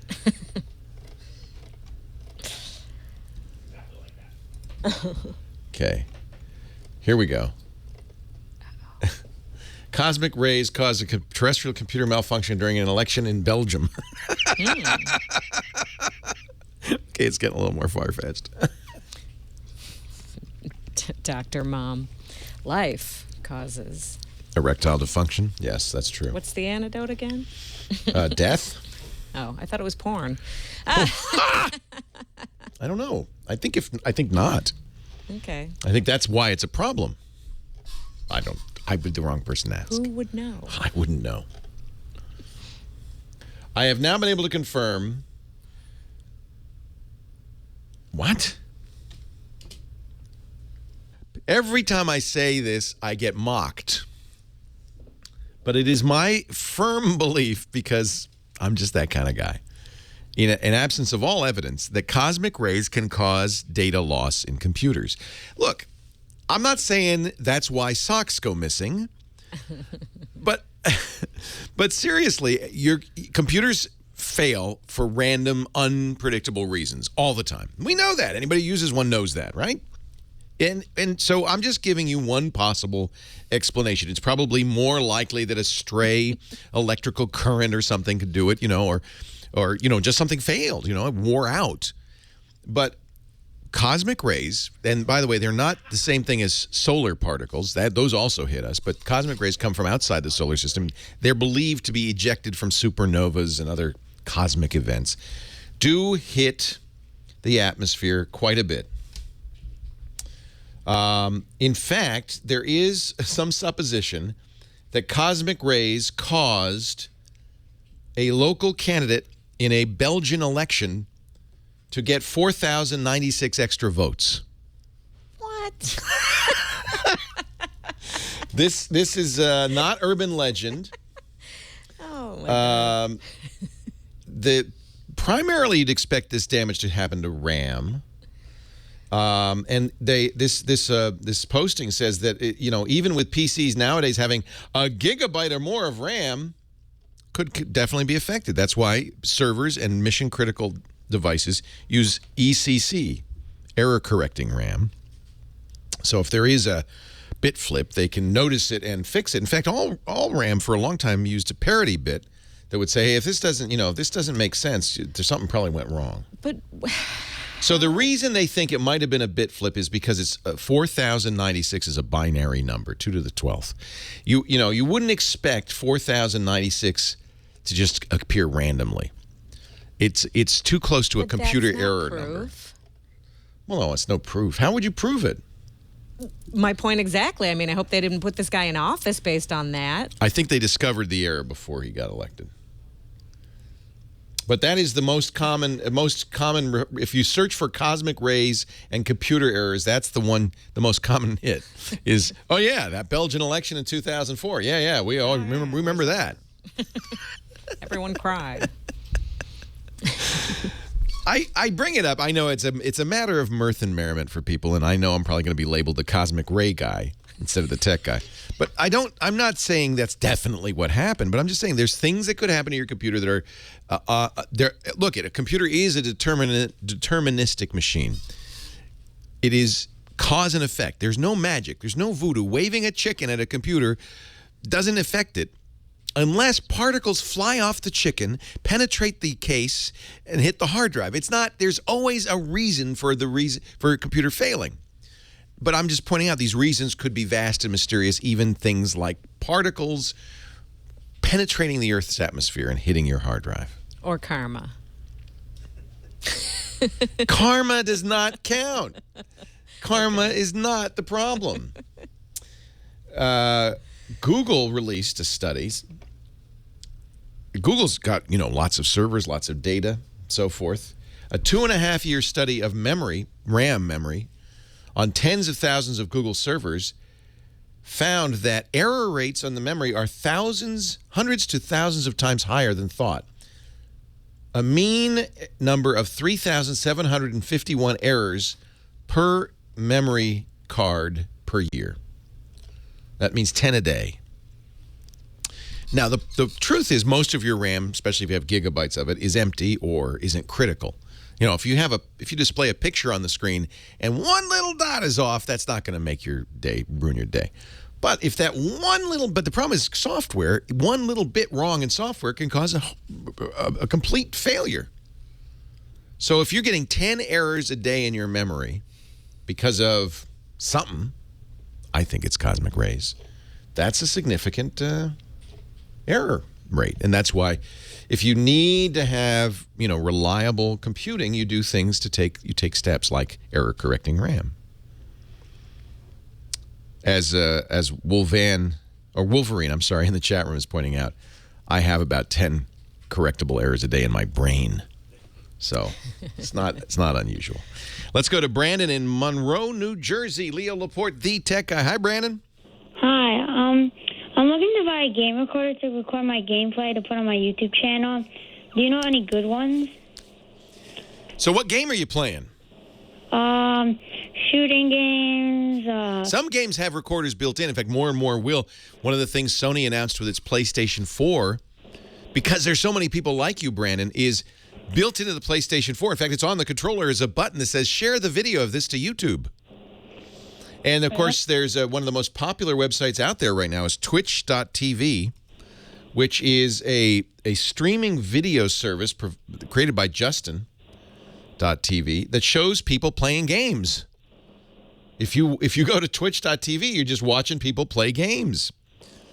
So there's a lot of ways to do this. So look in the game, okay, Brandon? If the game says, record this game, then you're golden. That's the best way to do it. Because adding a third-party program on there sometimes can make the game less responsive, can cause problems and so forth. The one most people use, in fact, if you look on the YouTube video, in some cases it'll even mention this, is called Fraps. And you can find it at fraps, fraps.com. People use it both to record video games and to test the speed of video games. It has real-time recording, high definition, more than high definition. And this is for PCs now. This isn't going to work on your Xbox. This is for Windows computers. It's free, fraps.com. And for the grown-ups listening, this is really popular now with the kids. I know many kids who make Minecraft videos of their gameplay. They post it on the YouTube. I'm not sure why. I guess because it's a way of sharing your experience. I don't know. It's very popular. But the PlayStation 4, Sony recognized this, and the PlayStation 4 is going to have that built in, which is kind of interesting. Fraps is free to try, and then, of course, if you... I think it's freemium, what they call freemium. If you want to use it more heavily, then you have to spend a little money. You'll get a watermark on it. But I think, Brandon, you don't mind that. $40 if you want to get rid of the watermark. 8888 Ask Leo. George, Santa Monica, you're next. Leo Laporte, the tech guy. Hi, George. Hi, Leo. Before my question, here's a solution to your problem. the particles. Yes. Go to the tooth supply, buy one of those little chest things when they X-ray your teeth. Put that on. A lead bib for your computer. Yeah, it might be under $100. That will save your problem. I don't know. We should do a little test to see if a computer is more reliable if it is protected by lead. Hey, hang on. We're going to take a break, George. You'll be next when we come back. Leo Laporte, the tech guy, wearing a lead bib.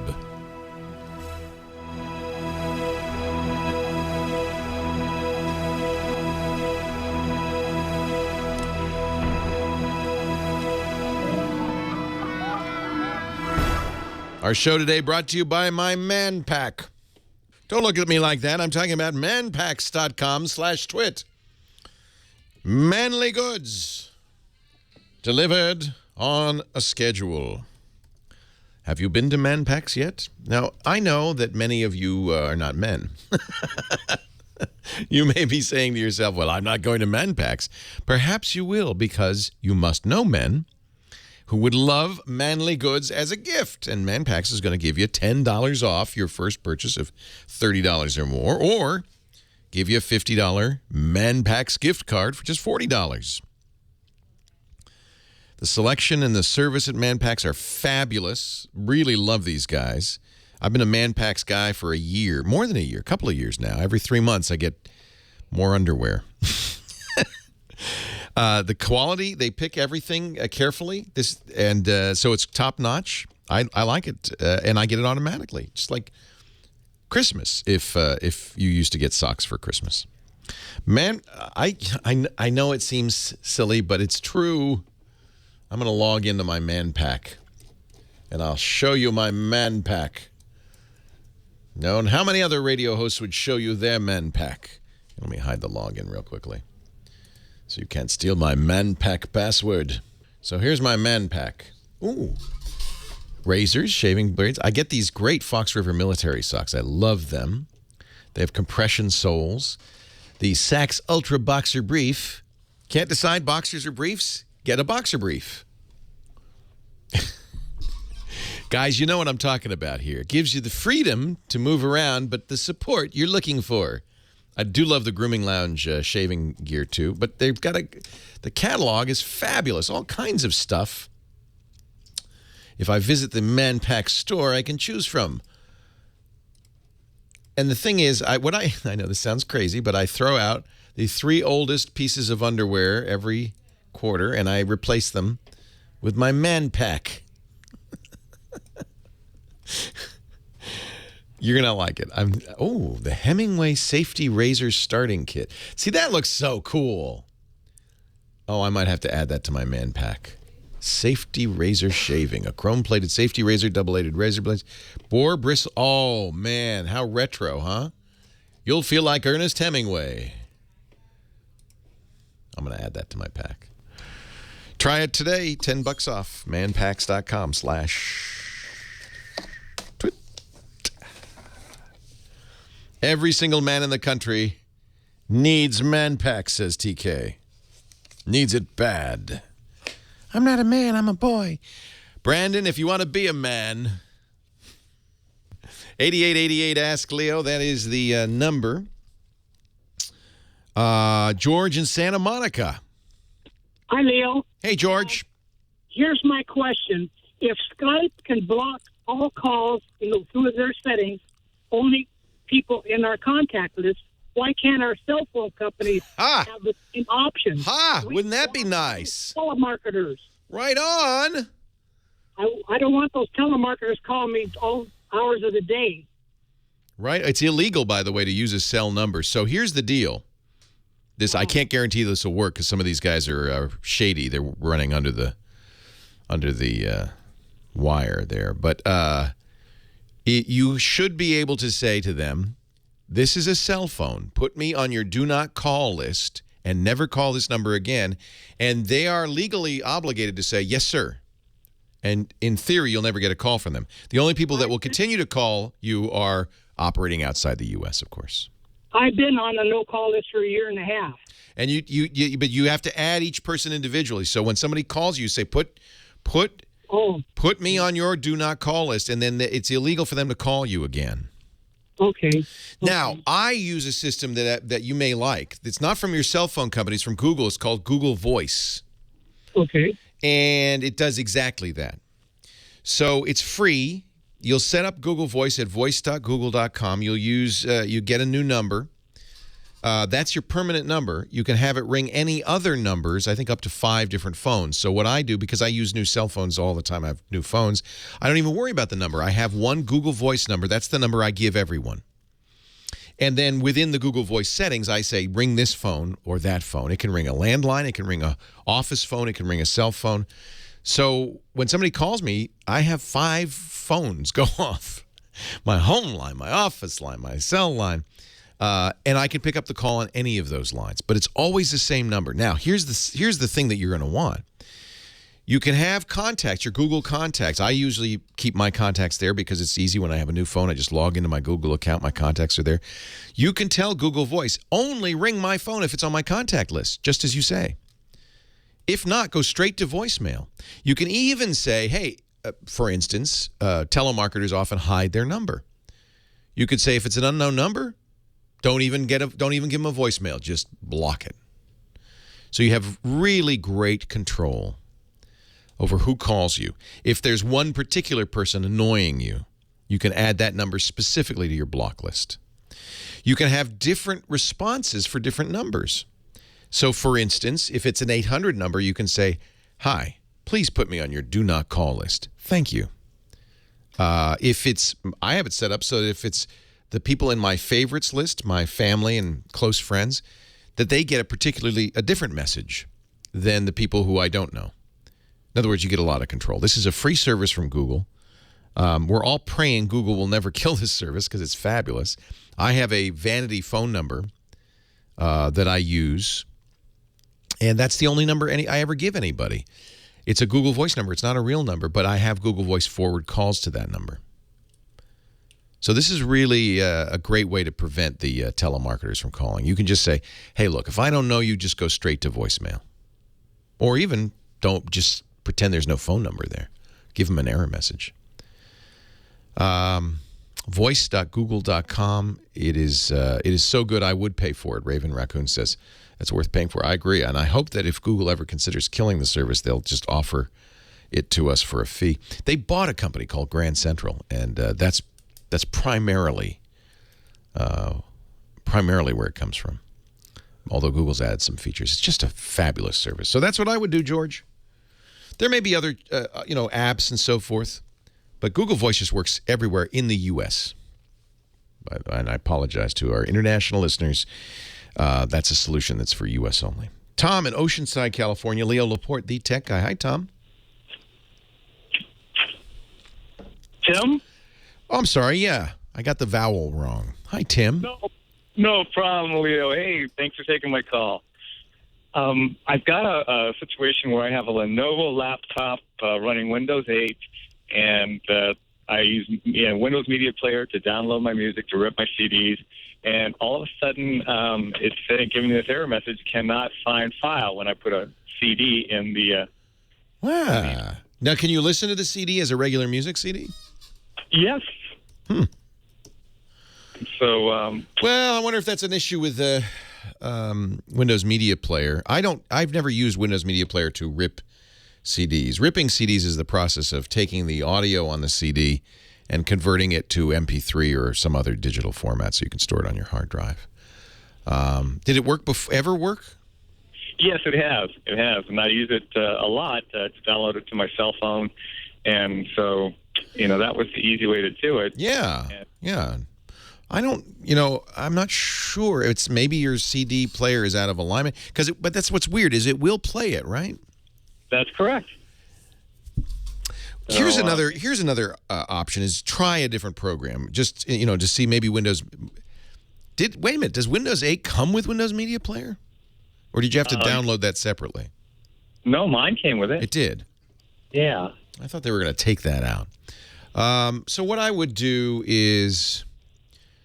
worst case, there you can just reset Windows 8. That's built into the operating system now. But I would try. Here's what I would do. I'd download Media Monkey from MediaMonkey.com. It has a ripper in it. It's actually my favorite digital media library program. And it's free. So you can download it and see if it'll rip the CD. Well, thank you. I'll try that. Yeah. And if it does, then there's something wrong with Windows Media Player. I'm not sure what. Well, I'll try that. You mentioned Windows 8, and I'm thinking seriously about replacing Windows 8 with Windows 7. I'm just not a fan of the Windows 8. And if I already have Microsoft Windows, Professional, will I lose it? Do you have the subscription version or the media version? I have the subscription version. Oh, yeah. No, you just, it's a snap. You just log into it on your new computer, and there it is. You can install it on the business version. You can install on one computer. The consumer version you can install on 5 computers. But it's easy to go online on your Office account and deactivate a computer and then activate a new one. You just log into it. Yeah, that's the beauty of it. It's one of the reasons I actually like this subscription version better. It may not save money. You don't get any media. You have to pay a monthly fee. I think it probably is. If you've been upgrading regularly, it's probably about the same cost. But I love the convenience of it. I wouldn't throw out Windows 8 yet. Somebody in the chat room says, and I agree, Truckee says, maybe you'd want to wait for Windows 8.1. 8.1 comes out in September. It is going to fix a lot of the negative things on Windows 8. You might want to at least take a look at it when it comes out. All right? I can wait. Yeah. Thank you. Thanks for the call. I appreciate it. Leo Laporte, the tech guy. Let's say hi to Bernie in Flagstaff, Arizona. Hi, Bernie. Driving. Bernie's driving down the highway. Bernie, are you there? Leo Laporte with the all-night nonstop truck driving show. Not quite, but... Hey, Bernie, what can I do for you? I have a question about cloning a fake RAID 0 setup. Oh, my. Oh, my. Yes. To quote Mr. Sulu, oh, my. What would you like to know? How? So you have an existing setup. I have an existing RAID 0 SATA setup. Okay, so it's 2 drives. Correct. And you want to clone it. I want to clone it to one drive. To a single drive. Ah. That is correct. All right, we're going to take a break. Hang on. We shall tell you how in just a moment. Leo Laporte, the tech guy. Yes, scary raid.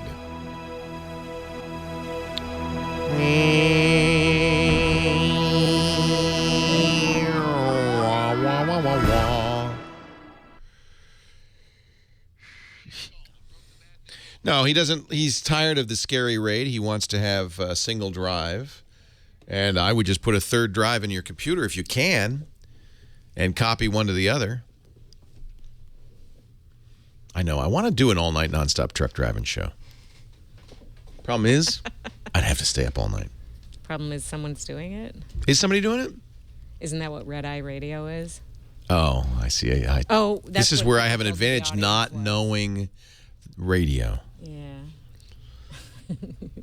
Is that kid bothering you? Nah.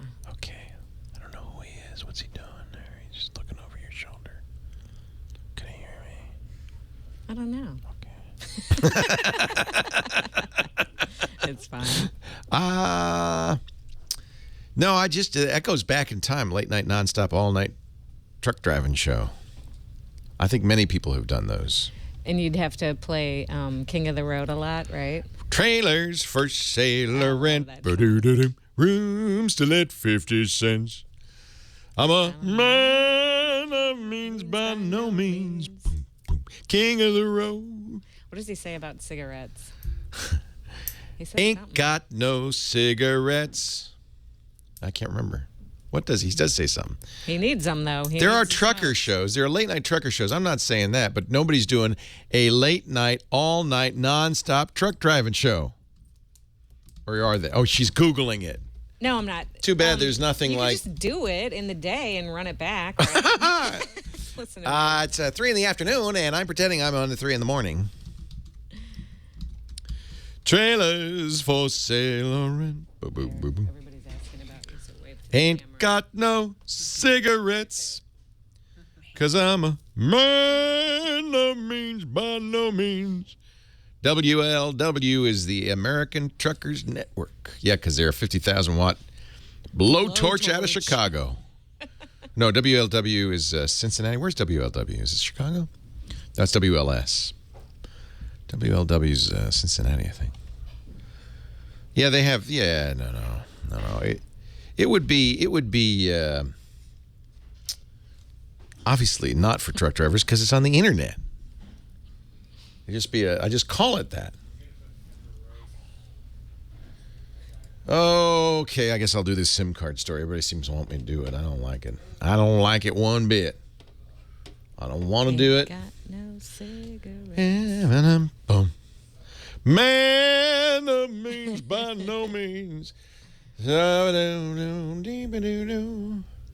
After 3 years of research, German cryptographer Carsten Noll complains to have finally found encryption and software flaws that could affect millions of SIM cards. Well, DOC, this is he's presenting a black hat. We can probably get you on. First hack of its kind in a decade. Well, you got to have a physical access to the SIM card. That stool. Oh, no, you could remotely infect a SIM with a virus.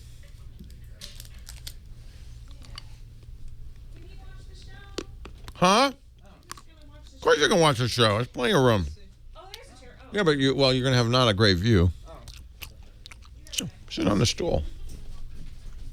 There's only a few minutes left. Under a quarter of all SIM cards could be hacked. An eighth of the world's SIM cards could be vulnerable. I don't know if I think this is a big story. Last segment of the Tech Guy Show for this weekend. Leo Laporte, the Tech Guy, with Heather Hammond, the phone girl. We need a name for you. Didn't we come up with something? The Tech Chick? That seems demeaning. I think it's not the Tech Queen. No. The Phone Queen. Somebody gave me a really good... the Phone Ranger. The Phone Ranger. That's it. That's your name. It is done. Make it so. The Phone Ranger, Heather Hammond. And we've been talking to Bernie in Flagstaff. So, Bernie, you have what we call Scary Raid. I do. Raid 0, that's where you take 2 drives. In order to speed up reads and writes, you stripe the data across the 2 drives. The reason Scary Raid is if one of the drives fails, the whole thing's gone. That's 7 years old, and I'd really like to back it up. Oh, man. Well, of course, from the operating system's point of view, it just looks like a normal drive. So the solution is very simple. You just clone it like you would a normal drive. You don't have to pay any attention to the fact that it's RAID under the hood. Do I need to load the RAID drivers onto the new drive? Well, no, because it's a single drive. So all you need to do is, right now it looks like a C drive in your computer. All you need to do is get an external drive, or if it's a desktop, put a drive into the computer and say, copy this to that. You can use any cloning software, free one, good one from Ease US to do backup, EASE.US. It doesn't... It wouldn't recognize the drive. Well, if the operating system recognizes it, Ease US should. Does the so can you see the drive when you boot up? Are you booting up to that drive? I can. Well, so whatever it is that you need to do to make that drive visible to the operating system needs to be done first. Okay, so I use that as a Windows drive, so I would boot into Windows. Yeah, boot into Windows, and then you're copying it like a normal C drive. It doesn't know, Windows doesn't know there's 2 physical drives under the hood. Gotcha. So you need to be able to read the drive by the operating system, and then any software running on top of it will work. Another one, drivesnapshot.de. You need something that runs in Windows, obviously. If it has to boot to a Linux boot disk, that's not going to work. Clonezilla won't work, for instance. But, yeah, I've tried Clonezilla too. Yeah, no, you need to be running in Windows because Windows understands the drive. Once you boot into Windows and you can see your C drive, then just copy it as you would a normal drive. And then your copy is bootable. If you do an image copy, which you want to do, it's bootable. It's just like the other drive, except that there's only one, and you're no longer scary. 7 years on RAID 0. You are so lucky that hasn't failed on you, because the statistical likelihood of failure is doubled, right? If those 2 drives have a mean time between failures of 10,000 hours, that doesn't mean both will go 10,000 hours. It means on average they'll go 10,000 hours. So it's more likely that if either one of the drives fails, both fail. You really want to fix that right now. Don't use RAID, unless you're willing to lose what's on that drive. In 7 years, oh my gosh, holy moly. You're a very lucky man. John in Monrovia, California. Leo Laporte, the tech guy. Hi, John. Hey, hi, Leo. I've listened to you many long training runs. I'm an ultra marathon runner. Oh, wow. Cool. Yeah, thank you. How long is an ultra marathon? Anything considered 50 kilometers or more is the official title of an ultra marathon, which is over a marathon. But, I'm impressed. Oh, well, thank you, sir. I just love what you do for everybody. You're incredible. I wish I could, just by going with you in the headphones, I could lose weight, but I guess you actually have to run those marathons. Right. Okay. Well, here, I don't want to. I know you're running short with time. Yeah, give me your question so we don't have to cut you off here. Yes, sir. I came back from Death Valley. We did the Badwater 135. Wait a minute. You ran 135 kilometers in Death Valley? Well, 135 miles. Ah! And how hot was it? How hot was it? 120 peak. What I was told from my crew members and fellow runners, it was 123. What are you, nuts?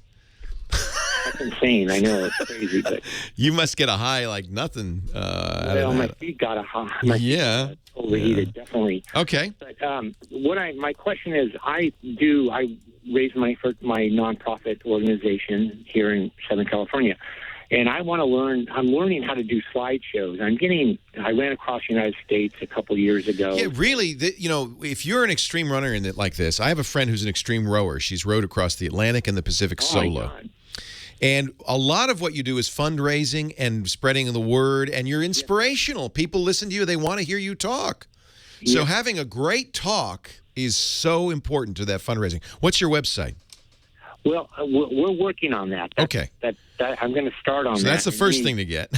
Okay, right. And then, my favorite slideshow program is Keynote because it's just beautiful. But I'll give you a couple of tips. Make the slides simpler than you think. I don't use slides in my talks because I hate it because I know when I go to a new slide, nobody's listening to me. They're reading the slide. Correct. So there's a great thing to do be watch Steve Jobs' use of Keynote. Keynote was developed for Steve Jobs and his Apple Talks. And you'll see there's very little text on the screen. There may be one word. There may be a picture. It's there to kind of illustrate, but what you don't want to do is distract. Correct. Okay, that makes sense. Right. Don't go. What's your take on PowerPoint using? PowerPoint's okay. It's one of the reasons I don't use it is because everybody's seen 100 PowerPoint presentations, and there's a certain look. And as soon as, at least for me, I see that look, I know, oh gosh, here's another PowerPoint. So it's nice to do Keynote. There's another company called Prezi, Prezi, that does web-based presentations. Okay, got it. There's actually there's slideshare.net, which is an online presentation. But I think what you want to do is you want to look at who gives the best presentations and look at what's in their slides. And almost always it's simple, it's clear, it's direct. Okay, Leo. Great. Well, thank you very much. Hey, good luck. And when you do get that website, please email me or call back, and I want to give you a plug. Okay, sir. Thank you so much. Okay, thank you, John. Okay. Bye-bye, Leo. Go soak your feet. Prezi's interesting. I have mixed feelings about Prezi. It's fairly expensive. I think it's a couple $100 a year for the full version. But what is great about Prezi is it doesn't look like anything anybody's ever seen before. And sometimes that's a really good thing when you're giving a presentation. Prezi.com. If you can go there and look at the video on the front page, the way Prezi works is you zoom in and out, you move around. It's very visual. It really does grab the eye. I think in some ways it's not ideal. My favorite is Keynote. But you can do stuff with Prezi that will grab your audience, and that's kind of what you want to do, isn't it? What you don't want to do is make your audience read. I stopped using slides, because they're a lot of work to put them together, and when I give speeches, each speech is unique, so it means a whole new slide deck for each speech. But most importantly, I want people to watch me. I want to grab their attention. I don't want them, every time I switch slides, I don't want to have to wait. Well, okay, I'll wait. You read. Now, fortunately, I don't have slides on the radio, so I've learned how to, I think, how to get people's attention without them. Hey, thank you for being here. Thank you to the phone ranger, Heather Hammond, Nathan Staten, our musical director. We'll see you next time. Have a great Geek Week. Leo Laporte, the Tech Guy. Well, that's it for the Tech Guy Show for today. I'm Leo Laporte. Thank you so much for joining us. Don't forget, the Tech Guy is just the tip of the iceberg. We do nearly 30 shows now on the Twit Netcast Network, and you'll find them all at twit.tv. We talk about Windows on Windows Weekly, Macintosh on Mac Break Weekly, iPad on iPad Today. You get your daily dose of tech news from Tech News Today, and our weekly roundtable show, This Week in Tech. It's all at twit.tv.